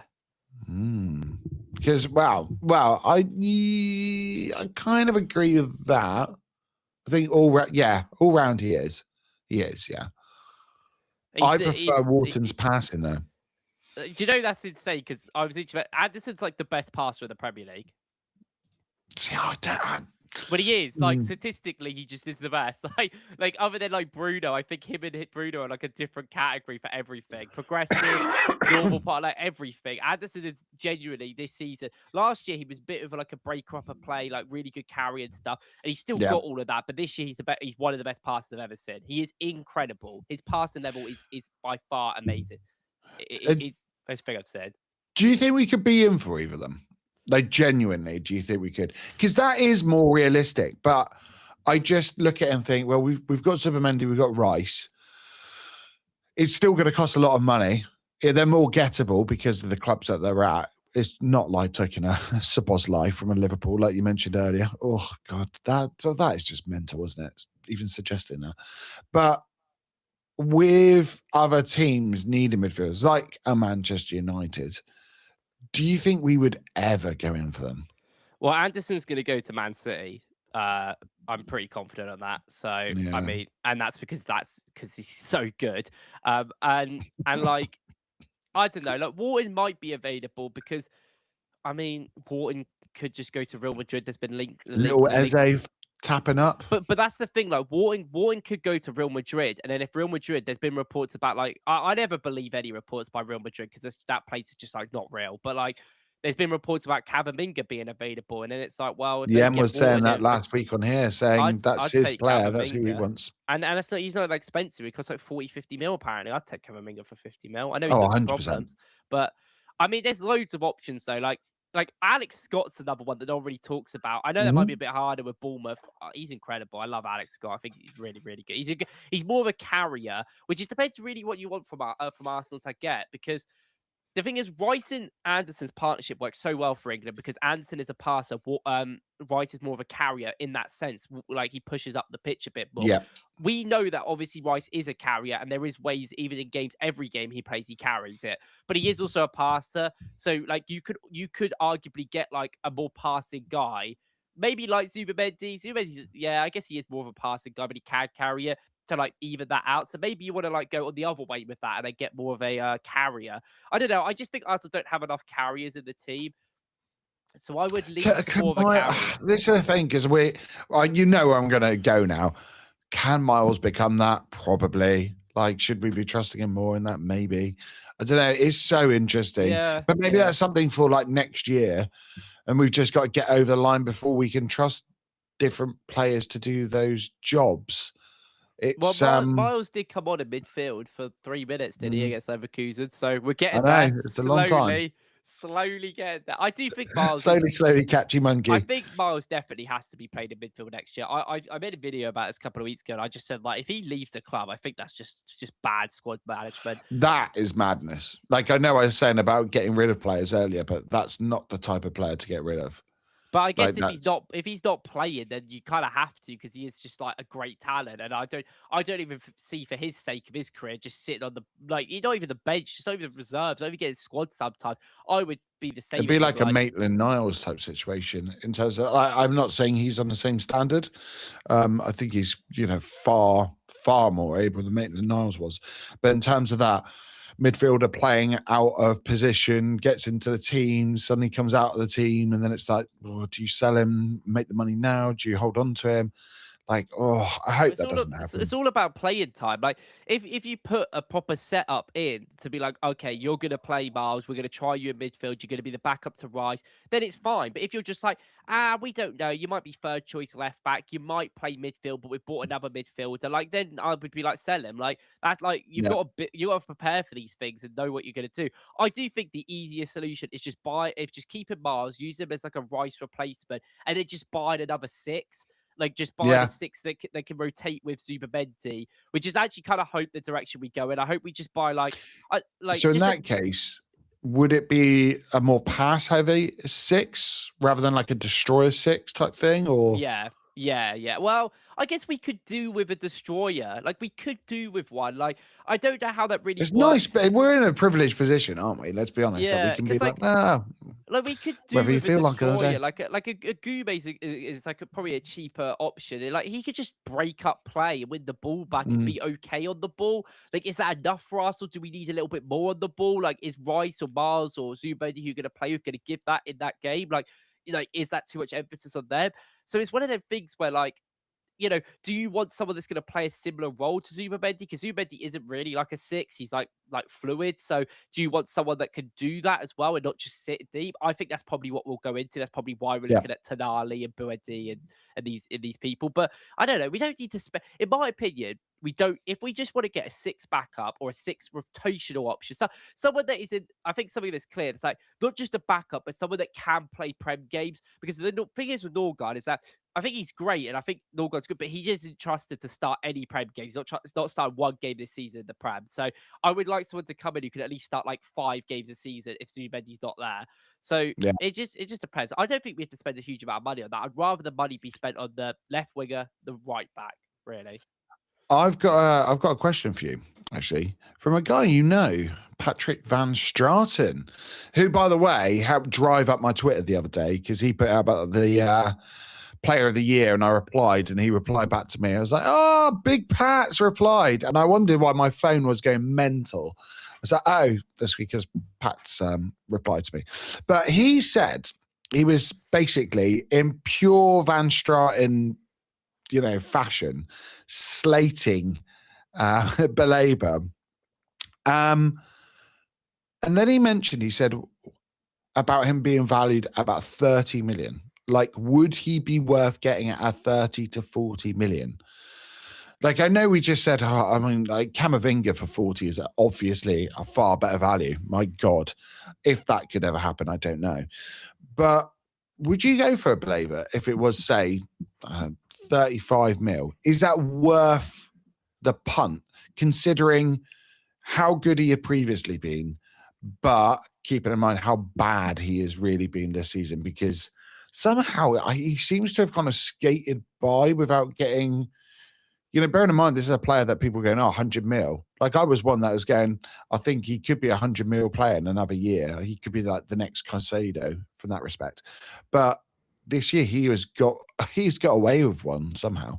Well, it's because he plays for the most boring in the team that no one cares about. I think when I come off as such a negative light about Bournemouth, Bournemouth, I don't know why they got straight there, but about Brighton, I think people think that like it comes from this like negative. The reason why I genuinely am in the media all the time, and Brighton of this team that everyone always speaks about, no one has spoke about this entire season for whatever reason that is, and I know Pat like they have good attacking quality. I think it's a lot. It's not. I don't think the average Premier League fan would know a lot of their players because there is such a big turnover all the time. But they do have such great players. I think Minte is an incredible winger. Like I genuinely think Minte is a fantastic player and can get better. But the problem is with them, they are just boring. It is just the James Milner. That's it. That's the only thing that anyone spoke about them the entire season. So I think Apart that from Hertz, well, yeah, it hurts to know. Like that's, I guess he's trying to drive up. I don't really like doing business with Brighton because not only are they like pretty good at it and they're, you know what they're like, I also don't like them as a club. So I don't know. But Labour for 30. Well, I said this last time. I hate Brighton. They annoy me so much. Let's go into that. So why just get you wound up again? But like, I did see Patrick say that with 30 for 35 mil. I think that's a good. That would be fine. I still think there's some really good qualities in there. I think physically he's dropped off this year, but like he was really good physically before. So I don't know. Like it does seem more to me than just the United deal's got in his head. Like there seems to be more to it because like you wouldn't play this bad for the entire. United aren't signing your mate anymore. Like, I think we all can clearly see that's going to happen. So I don't know. Like it's just one of those situations where like if the option was there, yeah, but Brighton are just not going to sell for 30 mil because we all know what they're like, and they'll be like 90 and no one will bother and he'll just stay there now for at least another season. Because on midfield, like talents in the league, he's got to be like fifth. Like I think about signings that I'd rather make, and I'm like, he's like 6'7", like in the Prem. I didn't even check. Like on the like leader, like down on it. Like it's so fun. Like, I would rather have Alex Scott than him. I think Alex Scott's great. Like I agree with that. I think. Yeah, there are a lot. Yeah, there are a lot of players, and then you start going kind of worldwide, and you go, he's right down the list now. It's crazy how things change. You know, in football, it's just flick of a switch and everything changes. It really does. Kelvin, I hope you're well, mate. Love your content. Honestly, really appreciate that. I have to also say two things before we continue. Number one, thank you to everyone who has been tuning in recently, especially after, and I apologize for not putting out some reviews recently, but I just have not been well at all. And on that note, thank you to some of you who have sent really the kind messages. Like I know Digi Scott, who will be tuning in, no doubt a little bit later because he lives on a different side of the planet, but sending me messages just about my health and making sure I'm all right. Like genuinely so kind of all of you. So just a quick message to everyone. Thanks. Let's go into the League Cup because that's why we're here. The first of 4 this season. Should be 5 with the Charity Shield, but there we go. Should we go through how we set up? All right, let me go with the first one. Do you keep Kepa because he's been on the cup run? Or are you just like throwing him away, you know, just discarding him like a piece of dirt and then putting in David Raya? So I made a short about this today, and I don't really know, to be honest, why. Ooh. Because I'm really surprised by that. I thought you would be straight in. Well, the problem is I know Arteta's going to play Kepa. I'm not going to lie to you. He's definitely playing Kepa. Do you think? Yeah, 100%.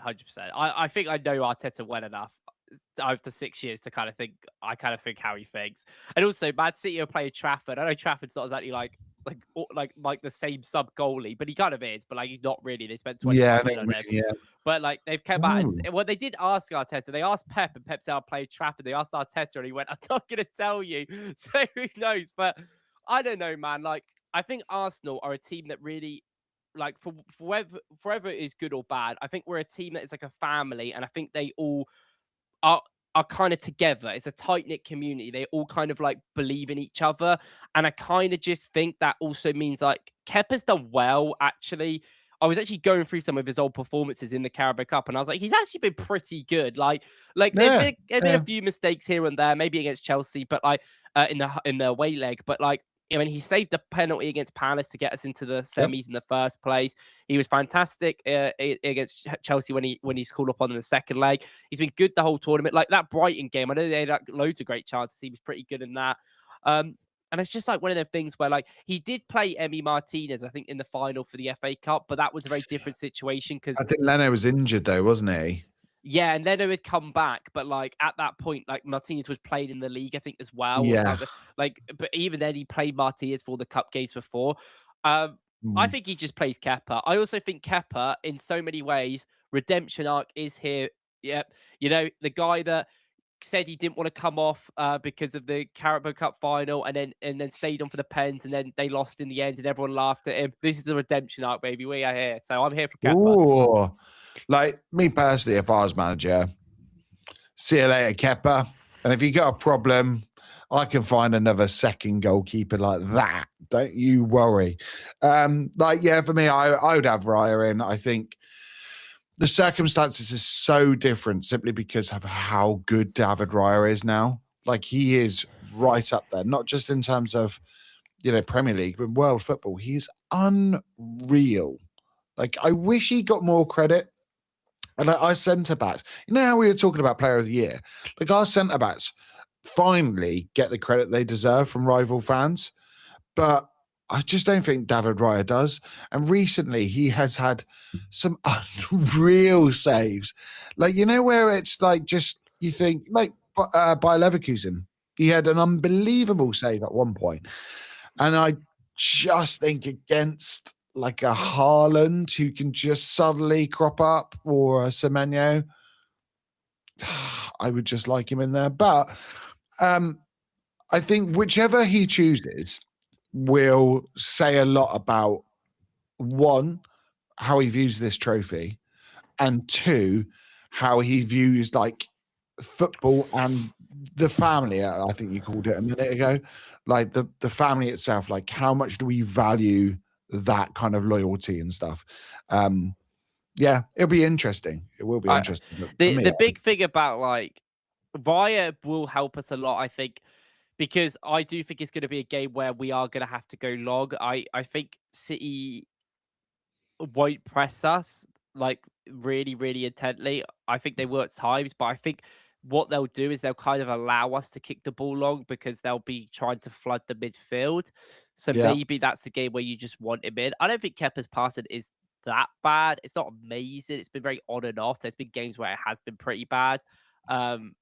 So maybe you take that risk.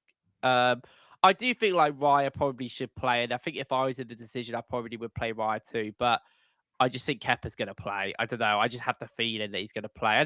And like, look, I'm not. It's not be or an end all. Like it is what it is. It is what it is. Moving on from that, so a small link. Gyökeres or Havertz? Then I mean, I know already who you're going for, which is. Well, like me saying Havertz doesn't necessarily mean not Gyökeres because Eze might not be fit, so you might just play both. But Havertz needs to start up front at the start of the game. When the game's not going to be that open, it's probably going to be very hard to break down teams. We just need someone who's going to be an outlet from them long balls, like we mentioned, and going to bring the ball down. And I know Havertz hasn't been a brilliant since he's come back, but he is an outlet. So that's all I want from him. Yeah, I mean, personally, like if it was like, if I was just looking at it in a League Cup final from how we've played, current form, and we were playing against, I don't know, a Palace or something, I would probably lean to Gyökeres and just go, Gyökeres goes in. But against City, I think you're right. I think they are going to try to flood the midfield and they're going to let us go long. And I think we're going to have to go long. So I think Havertz makes more sense. Whether that's in a 2 with Gyökeres or on his own, I think Havertz has to play. But, I mean, throughout the season, I've been pretty consistent saying I think Gyökeres is a game finisher, someone we can bring on later. Maybe that's something we can do if they're, if they are playing a slightly higher line. But God knows what they're really going to do, because the last time they played like the deepest line I've ever seen.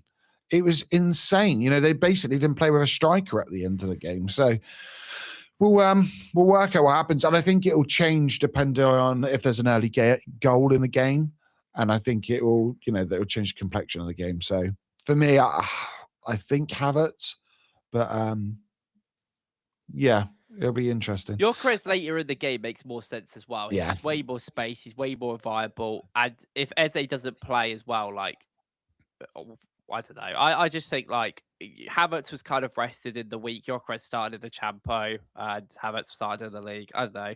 I just think it's a decent level to use that. Oh, this is an interesting comment from 610.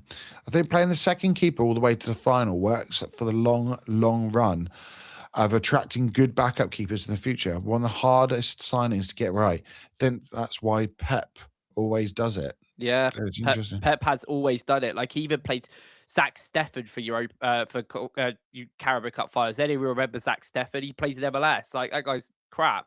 So it's like I guess I just think it's a very modern day. Like it's such a Pep thinking, and Arteta is not really like Pep anymore, but he has some of them sort of core identities that aren't really like big philosophical things in football, like this, like playing your sub keeper. I just think that's something he's taken along and he will do.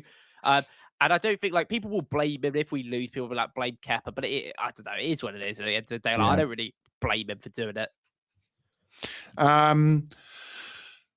Right back. Now, if fit, you're in Timber, Ben White, Mosquera. I don't think Timber's fit, so I'm just gonna say Ben White. Oh, first. And if Timber's not in traded, so I don't know. I think we saw I don't want to say a better Saka, but I think we saw more of Saka with Ben White play recently. Like it was like, oh yeah, I forgot about this.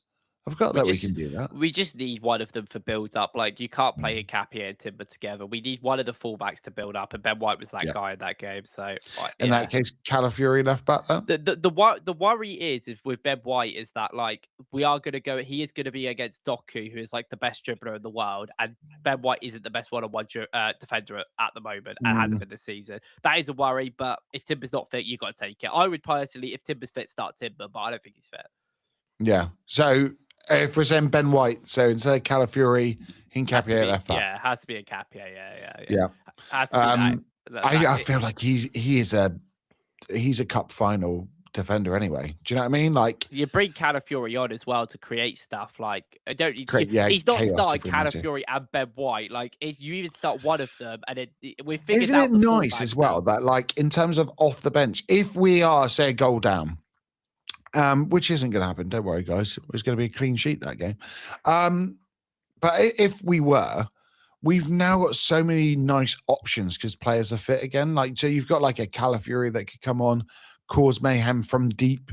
You've got like a Max Dowman in terms of like just undeniable talent, that youthful, I don't know what you call it, ignorance, like just I'm going to just do it. I'm just going to go and play. You've got a Madueke who's able to run at players. You've got a Gyökeres who's able to get in on beyond.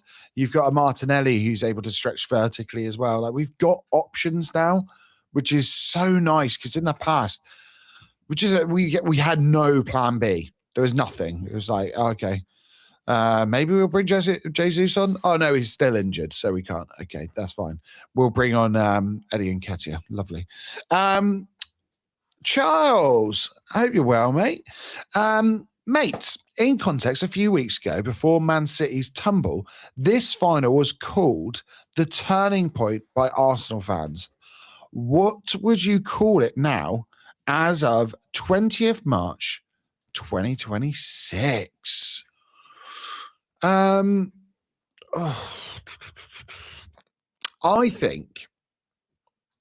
think this is a bigger game.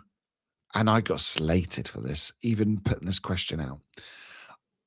I think this is a bigger game for Pep than it is for Mikel now. And I'll explain why. Pep has now gone quite a while in his world without winning a trophy. So that's, for Pep, this is unprecedented. This isn't something that we're used to, and he's not used to.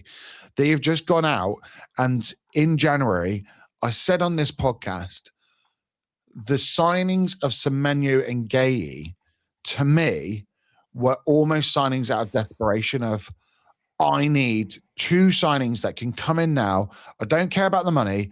I do not care about the wages, obviously, in terms of Mark Guéhi. I've just got to get over the line. And I do wonder what it means for his future at Man City. Like, I'm not saying, because this is the problem. When I put out a question for the different Knock Plus, for the Knockabout with James B and Alex. So my question was about, who does it affect more? And then some people started jumping down my throat about, Pep's won everything. He's one of the best managers in world football. He's the best manager in history. So yeah. Like, take that aside. I mean, right now, as of this day, what does it mean? I think if we lose, this club still go on and win the Premiership. I don't think it matters now. Like, we will go on and win the Premiership. That's the way I look at it. We're still in the Champions League. We're still in the FA Cup. But I think for Pep, after they've just lost quite a few games as of late, they've just lost against Real Madrid. They got dumped out of the Champions League. If they then go and lose this, I have a feeling that some people, especially with the choices that he's made in terms of, like, against Real Madrid, the personnel he chose, I have a feeling people are going to start looking at Pep and going, do we keep him? Do we get in a Luis Enrique? Do we start changing things up? And for me, I think that's the biggest context of this. I think it's actually Pep. And whether he stays at City, whether he's over the hill, I'm going to do that, because I'm sure he'll go and win more titles and more, comps. I have no doubt about that. But that won't get drummed up by the media. It won't be a narrative at all. But that's my little thought about what I call it as of 20th March 2026. Reece, what do you call it if it's not the turning point of the season for us? A glorified exhibition, like the whole tournament is. I mean, I think you hate this competition. Yeah, it should exist. It's awful. And I did a tweet about this a couple of weeks ago, and I said that I think my whole gripe about the Carabao Cup is I genuinely am sitting here right now at 24 years of age. I think I've watched the only games I've ever watched in the Carabao Cup is the last 3 seasons of Arsenal. Never watched it before because I'm sorry, I don't come from a good background. I cannot afford to. I never afforded Sky when I was a kid to watch it, so I never watched it. I didn't even watch. Do you know, I rewatched the 2018 final between Arsenal and Man City yesterday for the first time. I've never seen the goals, never seen it, because I knew that we weren't going to win that game. I was 17 years old. I was out like doing what I wanted, and I was like, I'm not watching it because I know we're going to lose. I never watched it. Never even, and also it's on Sky. I couldn't go to a pub. I was too young, and I couldn't even watch it. So I could actually do anything. Like, and this is my gripe about this whole competition. It's the same thing with the FA Cup, but now they're putting it behind paywalls. I can afford to watch paywalls. I can afford to watch TNT and Sky now because I can pay for myself. But as a kid, I could never do that. So I hate these tournaments existing because what are they for? People always go on, oh yeah, but they're for the smaller teams. They're just not. No one cares about the Carabao Cup. When you start the league season and the championship and you go, oh, got a first round Carabao Cup game in the week as soon as you start, it's just annoying. It's not fun for anyone. Like, I hate this competition. I always will. Maybe my mind will change if we win it, and I'll be like, yeah, I will obviously be happy if we win it. And I think that I don't like agree with the whole Pep thing because to be honest, I think Pep should have left a year ago. I think he is just kind of biding his time. I think no matter what happens at the end of the season, he's probably going to leave. I think if they don't win the league, then there's more of a consideration of him leaving. But I still think like if they win the Carabao Cup or not, I still think he leaves no matter what. Like he still has the same decision, and I think he will leave. Like. Maybe, I don't know, man. It's taking too long, but I did think he was going to leave this year. I still kind of think he will, but then he might do it next year. I don't know. Because I thought he was going to get the England job, but it now seems like Tuchel's getting into the Euros because he got a new contract, which I did not expect to happen.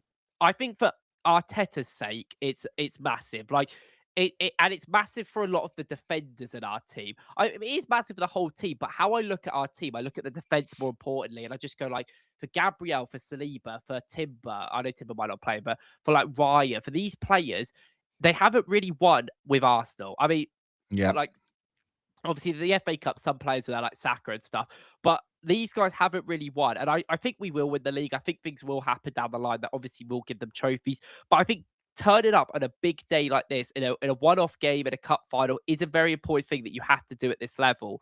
And I just want to see this team do that and show the qualities that they can do in a big, big game, because in some Champions League games, a bit on and off. I don't think we were that bad against PSG last year in the semis, but we did take our chances. That's something you need in these finals. That's something you need to do in these cup competitions. And I want to see that level to Arsenal. We've seen it recently. I think Eze is a perfect example of that. I think he's, that end product player, could score bangers. We love that. So I just want I think Rowan said this on Twitter, but it's just getting that monkey off the back sort of thing. And that's where I'm really interested in the Arsenal point of view. We are coming in as favourites. City aren't on good form, but it is a one-off game. It is going to be very tight. It's going to be almost like an exhibition. It's going to be weird things are going to happen in this game that probably won't ever happen again or won't ever happen in the future or recent. So I don't know. Like, I think it is a big deal mentally, and I still think it not for the league. Like, I think we were going to like weeks ago, like, oh, whoever wins that could get that momentum. But the problem is like you can't get any momentum in this league at the moment because everyone's just so good. And then you draw a game that you shouldn't draw, and then it's like, well, that's a momentum crush like City have had. City have actually been okay in their last 2 games, and they haven't won either of them. And then before that, they were winning games where they were awful. So it's just so funny how it works. Like, well, I mean, what the last trophy we won, I mean, we were the team completely out of form, you know, nowhere near being favourites.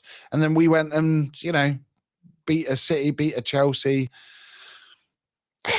When they've got players like Dickie Min, hello, mate. Hope you're well, mate. We need to catch up soon.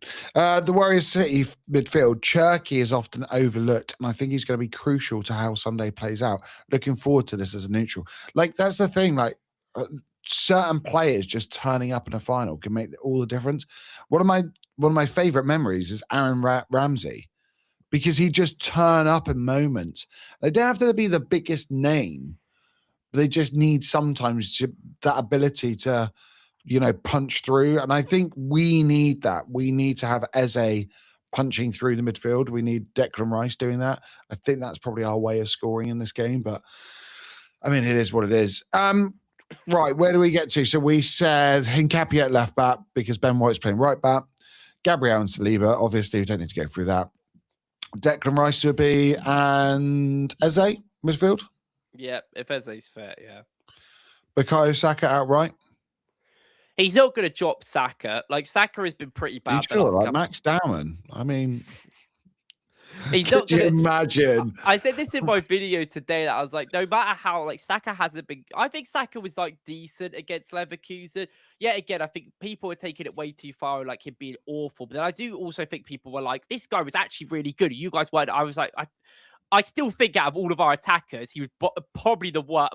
Maybe he was better than Trossard because he did progress the ball a bit, but I did think he was better than Gyökeres or Eze in that game. And like, and it's one of them things where it's like, well, that is still Saka. Like, and then I look at the whole team and I go, was he better than any of the midfielders? No, I think our midfield was fantastic. I made a video about it. Do I think he was better than any of the defenders? Not really. Like, it's one of the things where, like, I'm not judging Saka and saying he's bad, but like, in that game, I think he was good, but I don't think he was like fantastic or the best player on the pitch, which some people were making him out to be. And that is coming off 2 bad performances in a row that he had where he was really, really bad, like one of the worst players really on the pitch. bad. And like, and like, he's not going to get dropped for this game, and nor should he. He is our big moments player, and I still believe in Saka. The chances he creates, the things that he does, like in terms of like holding the ball deeper and getting us on the counter is really good. The problem I have is that when we get on these counters, he's not become a reliable source anymore. His decision making just looks really off it at the moment. So when we get on these counters, I kind of like him more in this Ødegaard role, which I used to call it, was like basically like, you're the one that sets up the pass that we run through on, but you don't get up in the final third because you're just not good enough to make decisions quickly. I quite liked how he played when Max came on, when he moved inside and we played him and Eze. I was like, oh, that's nicer than when we played him as like a full 10.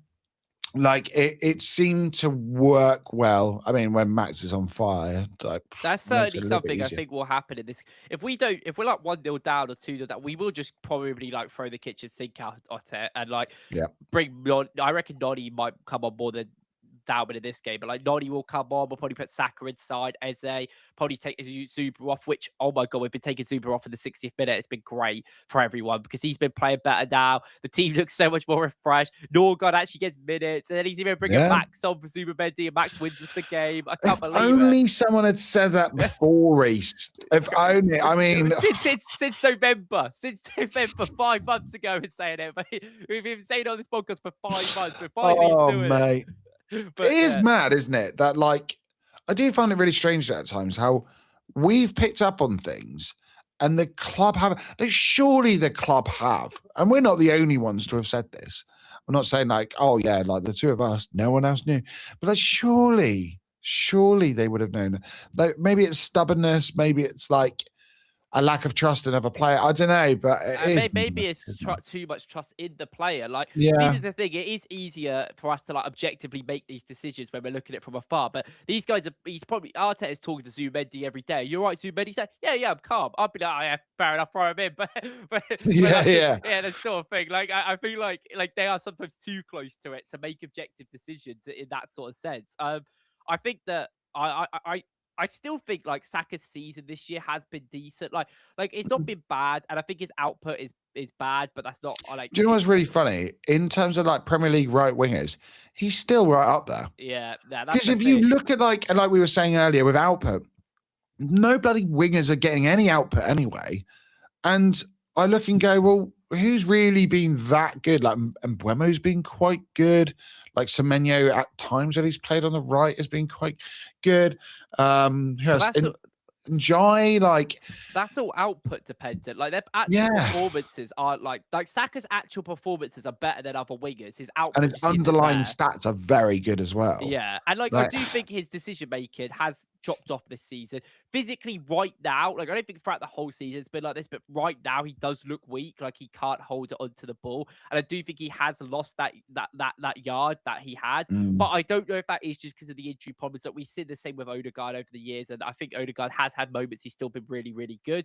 It's one of the things where like it's one of the things where like no one will ever have a nuanced argument about Saka because like everyone even loves him, and then everyone out of Arsenal just thinks he's awful for some reason. So because he's got bad, like, and so you could never actually sit there and be like, yeah, he's still one of the best wingers in the world. He's still incredible, but there is things I want to improve for him on and get better. And even in the Arsenal community, people don't have these nuanced arguments because everyone's like, no, he has been great. You weren't looking. And I'm like, yeah, he's good. Yeah, I was good, but I'm sorry, I put Saka on a pedestal. I put him on.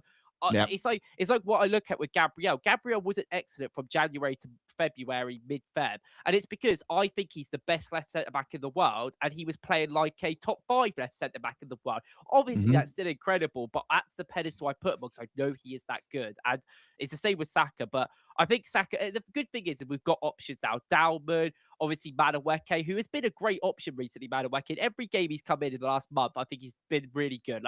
Yes, he's still going to miss chances. He's still going to be really frustrating at times, but he broadly actually is really trying. That penalty he won against Leverkusen was all him, just himself, and like that is such a great thing to bring on later as well to like run at players. I love it. It's interesting though in terms of Bukayo Saka because if you told me we were most likely going to win the season, I would have thought Bukayo would be someone spearheading us towards that. And this is going to sound so bad if this is clipped up. But he's kind of been a passenger in the team, not a leader in the team. Because like the obvious players are the Rices, the centre-backs, David Raya at times. Whereas like the Gyökeres, the Trossard, the Sakas, they've been there. They're obviously an integral part of the team, but they haven't been like the standouts. And I always thought that Saka would be that one. And we'd be going, Saka, he goes on and gets like a silly amount of goals and assists. And he's having all these big moments. Like, I can't really remember any big moments from him this season. Like I'd argue Gyökeres has had bigger moments than he has. I think one of them was overshadowed by Max, but that goal against Everton is massive, that goal. I mean, his job is just to sit in the box, to be fair. True. But do you know what I mean? Like it's odd. So, but we're still getting Saka out right. Havertz up top, and then out on left, Trossard.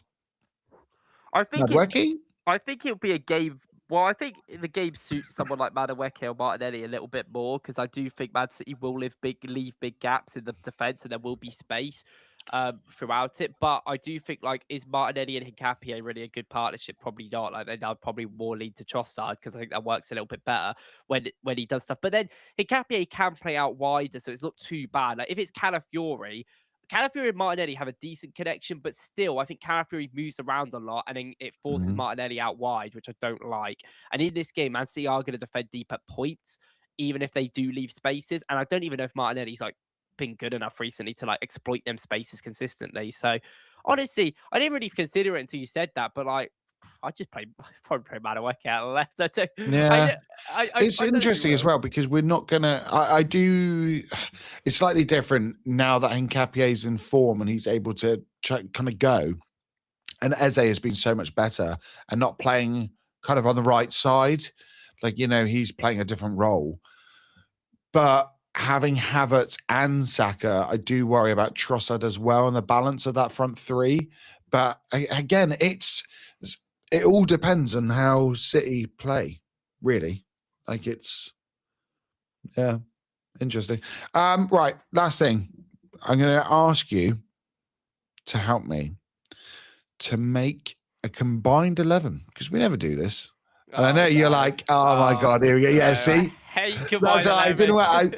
So just so everyone knows, I never tell Reece what the kind of agenda is on the evening. Like we've stopped with the slides. We used to have slides every week and stuff. And he used to get a little bit of a preview. But now I just have a little idea in my head and I just kind of put it on him. So we'll start off. Let's start off in goal because I put out a tweet recently about this one.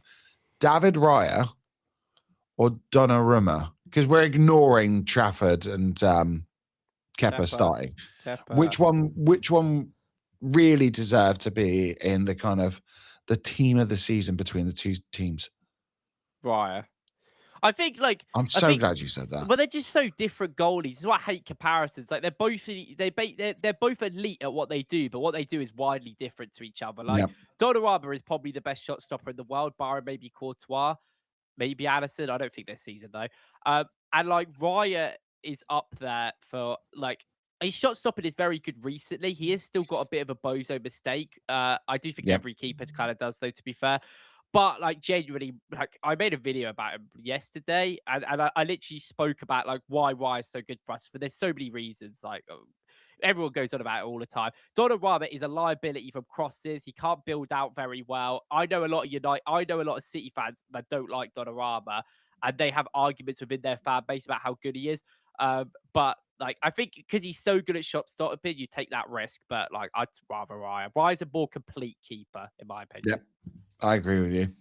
And also, for someone who's like 7 foot tall, he does get beaten by shots outside the box quite often. It's probably hard to get. Do you know, on the last point of that, like I saw people saying that like about Raya and his height is always discussion that everyone talks about, but he is so like his reflexes are so good and he's so agile because of his height. There is some saves that he does that Donnarumma and his 6'7" massive ass is not getting down to save. Yeah, like he just can't like and like Donnarumma is pretty good at it. That's why he's such a good shot stopper. But it is hard if you're 6'7". It is hard to get down quickly. Like it's just that's just a natural thing. So there's pros and cons to everything really. All right, stop your bias. New subscriber, Champs. Thank you very much. I really appreciate that, mate. Let's go with left back. Yeah, I would put one of ours in there. I put Calafiori. I think Calafiori is the best left back out of all of them this season. Because I put Hincapié for the. It's mad because the first half of the season, it's just recency bias. Calafiori was so good, and now. Yeah. It's the thing. I've seen people say, like, I think if Hincapié keeps the performances up, then he should be like considered as one of our best players. But like, I still think Calafiori. Some people were saying about player of the season for Hincapié. This is the thing. This is such recency. We talk. I don't. We might as well get the big go in, but we talk about this in COD all the time, where like there's 4 majors a year, and like someone will be awful for 3 majors and be good on the last major, and everyone will be like, this guy is actually one of the best players in the league, and it happens all the time, and it's like that's not. Like recency bias is crazy. Like Calafiori is still the best left back, whether it be this season or whatever. Like naturally, quality wise, Calafiori's the best. Calafiori's, in my opinion, a top 5 left back in the world. I think Nketiah is up there, but I think Nketiah has, like, his role is just to be a crusher, like a breaker. Calafiori just runs the game. You watch Calafiori, you're like, wow, he's incredible. Yeah, it's unbelievable talent. what he can do from left back. Top 5 left back in the world. That is massive. It's easy. It's not even, who's good left back? Yeah, I mean, true. Last 6 months ago, I was like, oh, Cucurella's been up there. He's been awful for 6 months. He's been awful. He shouldn't even start for Chelsea. I think Calafiori's definitely up there. Yeah. I think Jarrell Hato did really well for them actually recently. Fab Sab, thank you very much, mate, for the comment. We have 3 class left backs. Like we really do.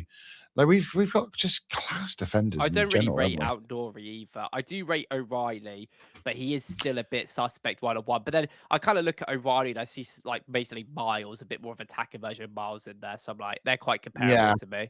I guess you could argue over the course of the season, he's been the best left back simply from availability wise and being able to, like play constantly. But he doesn't really play left back most of the time, though. It's like, well, it's centre mid and left back. He's played centre mid the last few games. That's like, centre backs are obvious, aren't they? They're just ours. I do want to say Kuzanov, in my opinion, is a general, like, generational talent. That guy is by far Man City's most exciting player, in my opinion. Which is crazy after the start he had. Well, for 4 minutes, he was good. Yeah, I know, but do you know what I mean? Like, but that's I remember people going, "Oh my god, that's his career over." And I was like, "Yeah, whoa, let's hold on a minute." Even in that game against Chelsea, after the first 4 minutes, he was incredible. But no one cares because it's the agenda of the first 4 minutes. I've seen so many City fans get so annoyed about this because people have been like, after the bad start he had, it's mad how good he's been. It's like when he was bad for 4 minutes, like, and I was like, yeah, I do agree. I'd be so pissed if I was an Arsenal fan. People talk about Arsenal. Like, I completely get it. Like, to my opinion, Ruben Diaz is gettable. Ruben Diaz is not as good as he used to be. Ake, Gay's good. Gay won't be playing in this because he's suspended, so I don't really care. And who was I watching? Someone was saying, it might have been like Jamie Carragher. Someone on like mainstream media was going, "Oh, Gay was really good at Palace, and since he's gone to City, he's taken another step up." And I went, "No, he's not. He's been like exactly the same." Yeah. I look at him and he's exactly the same. He's good. He's not worth that wage though. My God. Well, and he's the third. He's still the third best centre back there. Even if and that's not even counting to like the thing is with like Gabriel and Saliba, I think are the best partnership in the world, and I think probably are 1 and 2 for best centre backs in the world right now. Like even people like Bastoni have had a crap year, so he's not even consideration for me. And he can't even defend; he could just pass the ball out. But when I look at like Gabriel and Saliba, definitely make each other better. Kuzanov and Vardial are like really, really close in terms of individual talents. Yeah, like if you're comparing them, not like the partnership. They're not like at the moment on that level for me, but I think Vardial and like Kuzanov is an incredible like centre back partnership to build off for years. So like I would never like. I think they're guys. Ruben Diaz stinks though. Ruben Diaz is going to play against us, so. Yeah, I mean, he reads the game well, but you could just tell he's just kind of gone. Yeah.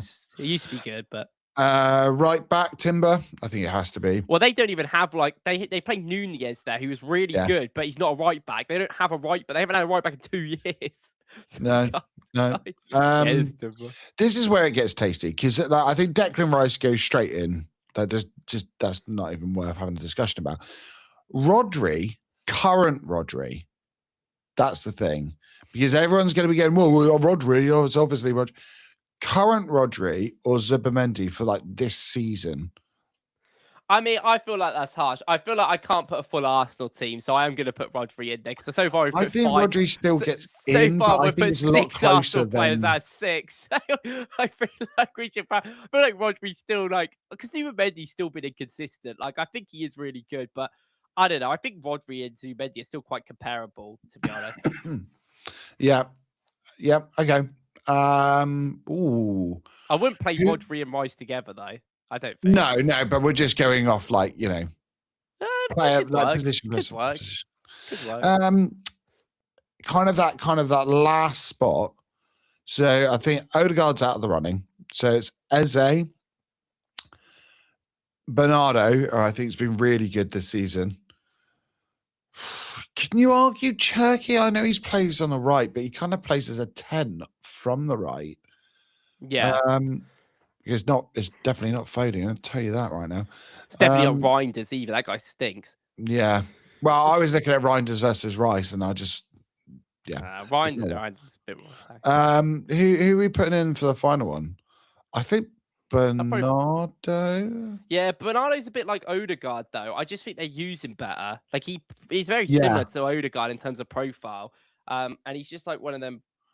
Yeah, I think Bernardo's fair. I think Cherky's unbelievable though. Like, I don't know, man. Like, I think the last couple of months, this is recently see bias again. Like, Cherky was, I think, the best creator in the league before Bruno and Carrick came in, and Bruno's been excellent. I think he genuinely was up there. I've made videos on my second channel about Cherky. I made like 3. I think up probably the January transfer window. But then he has kind of dropped off. But it's also not just his performances. They also just haven't been playing him. Yeah. Yeah, he did play against like Liverpool, and it was like, okay. And then he did play against Real Madrid in the first leg, I don't think. And then they got kind of crushed. So I don't know, how much is that on Cherky, or is it just like Pep? I feel like Cherky's still really... Yeah. I feel like it's all being funneled towards Semenyo now as well. I feel like Cherky's way more fun to put in. And I think if I was said who's had a better season, Cherky or Bernardo, I think Bernardo probably has, but he's a bit more boring. He's like Ødegaard over like... This is the Saliba-Gabriel argument. Yeah, do you know what I mean? It's that like that moments or Gabriel's that a moments player. It's like an Eze Ødegaard argument. It's like Eze's a way more fun player and has the moments, but like it's literally Cherky and Bernardo Silva are very similar in terms of like Ødegaard and Eze. Or do we play Eze and then you put Cherky out right and drop Saka? Yeah, I mean, you could do that. I think Cherky's had a better season than Saka, maybe, or it's very close. But I think, I think it's close. I think it's justifiable to put like as a. I think Cherky needs to be in the team somewhere. To be honest, I think he's been good enough to be like, okay, I'm fair enough, man. Like he was carrying them at points, so I'd be like, yeah, fair. I'd probably in my team put Bernardo Silva and Cherky in just to give some City players because they aren't all bad. Yeah. And then I guess the rest of the front three was. It has to be Haaland. Yeah, and the numbers speak for themselves, regardless of his little drop off recently. Haaland.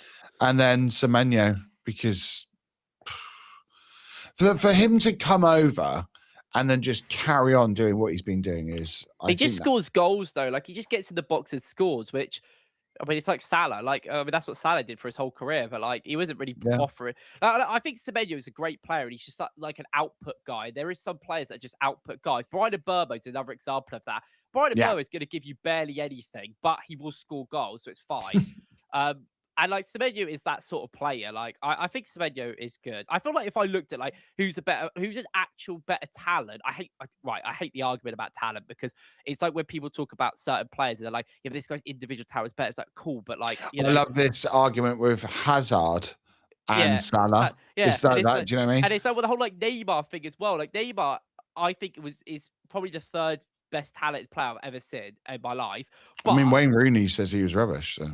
Yeah, well, exactly, and I do think there's an argument. It's mad, isn't it? Like, there's definitely an argument to be like, I think what they said about Neymar's crazy, to be honest. But like, I do also think like the justification of Neymar being incredible. It's like, oh yeah, but he's a talent. But it's like, well, he didn't really do a lot in his career though, because after 6-7 years, after 5 years at Barca, and then he went to PSG. He was great at PSG, of course, but he only played 20 games a season. Like these things, like I count that. Like actual performances matter more than talent. Like Dembele had talent for years and he did nothing, and then eventually he did something. So like it's one of them arguments, but I think like Doku, talent-wise, Doku is incredible. Like Doku is the best dribbler in the world. If you look at dribbling stats, if you look at any of the metrics, it's like every single season, it's like, oh, I don't know, to put an example, it'd be like people are completing like 5 dribbles a game on average or 4, and that's like top end world-class players. And then you're like, Doku's like 9. Like he's always so far, and he's so like, and somewhat that is the way he plays. He dribbles and then stops, and then they go back around, he dribbles past him again. Yeah, let's do that again. That is somewhere he plays. But when Doku's like on fire, and when you can see him being really good, I think he is an unbelievable winger. He's just not consistent enough. Doesn't have that end product consistently enough as well. That Semenyo does have. Semenyo has the end product where you're like, oh, I can justify him being better. So it's one of the things. But if Doku just got a few things right, man, that guy would be a problem. And I think against Ben White, he will be a problem. But like, yeah, that's one of the matchups I worry about. I do want to say though, and this might go a step too far, Max Dowman in a year or two will be able to, in a complete different fashion, he will be able to rival Doku in dribbling. Because how many did he? Was it 4 or 5 successful dribbles in that 20-minute period against Everton? I think he attempted 4. Real.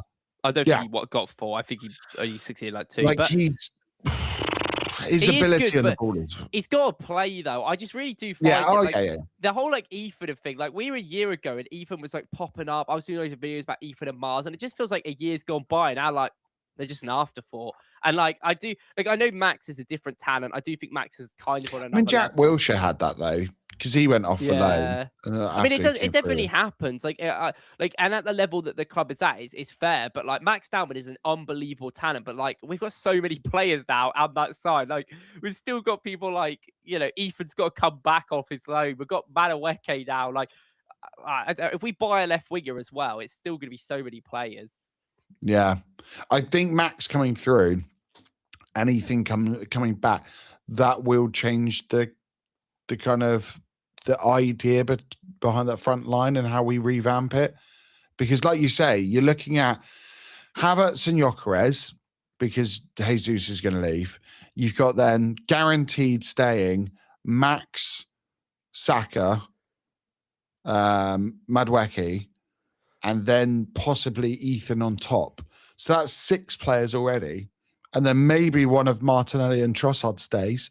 So then you're looking at 7. So really, do you have to bring in that many? Maybe that's the idea behind an Alvarez, someone that's versatile enough to play in a front 2 or on the left kind of thing. I don't know.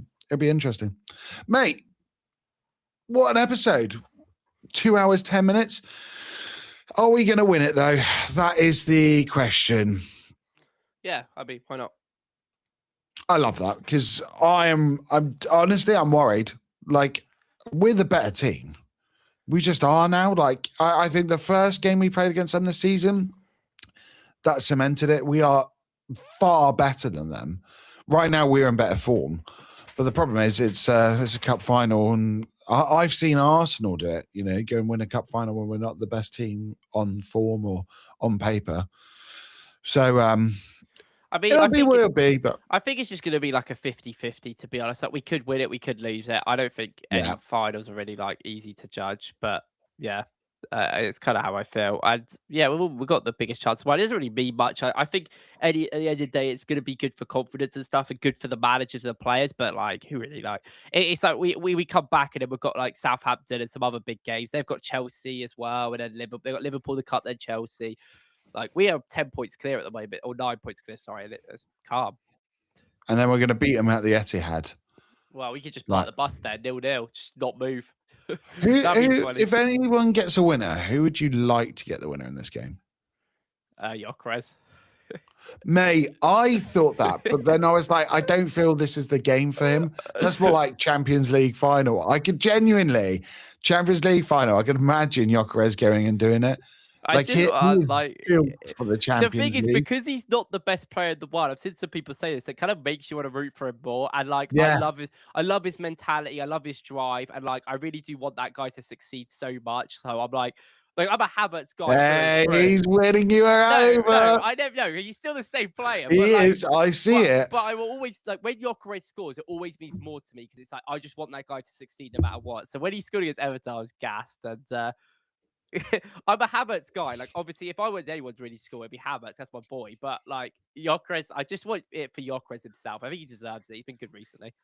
Do you know what? Where he scored that goal against Everton, my son was watching, and he was in his Gyökeres kit at the time. It was quality. He was oh my God, it's such a good moment. I can't wait for this weekend because I genuinely think we'll win it. I do have my reservations and my worries, but I think every fan does. If you don't, then maybe that means you don't care. But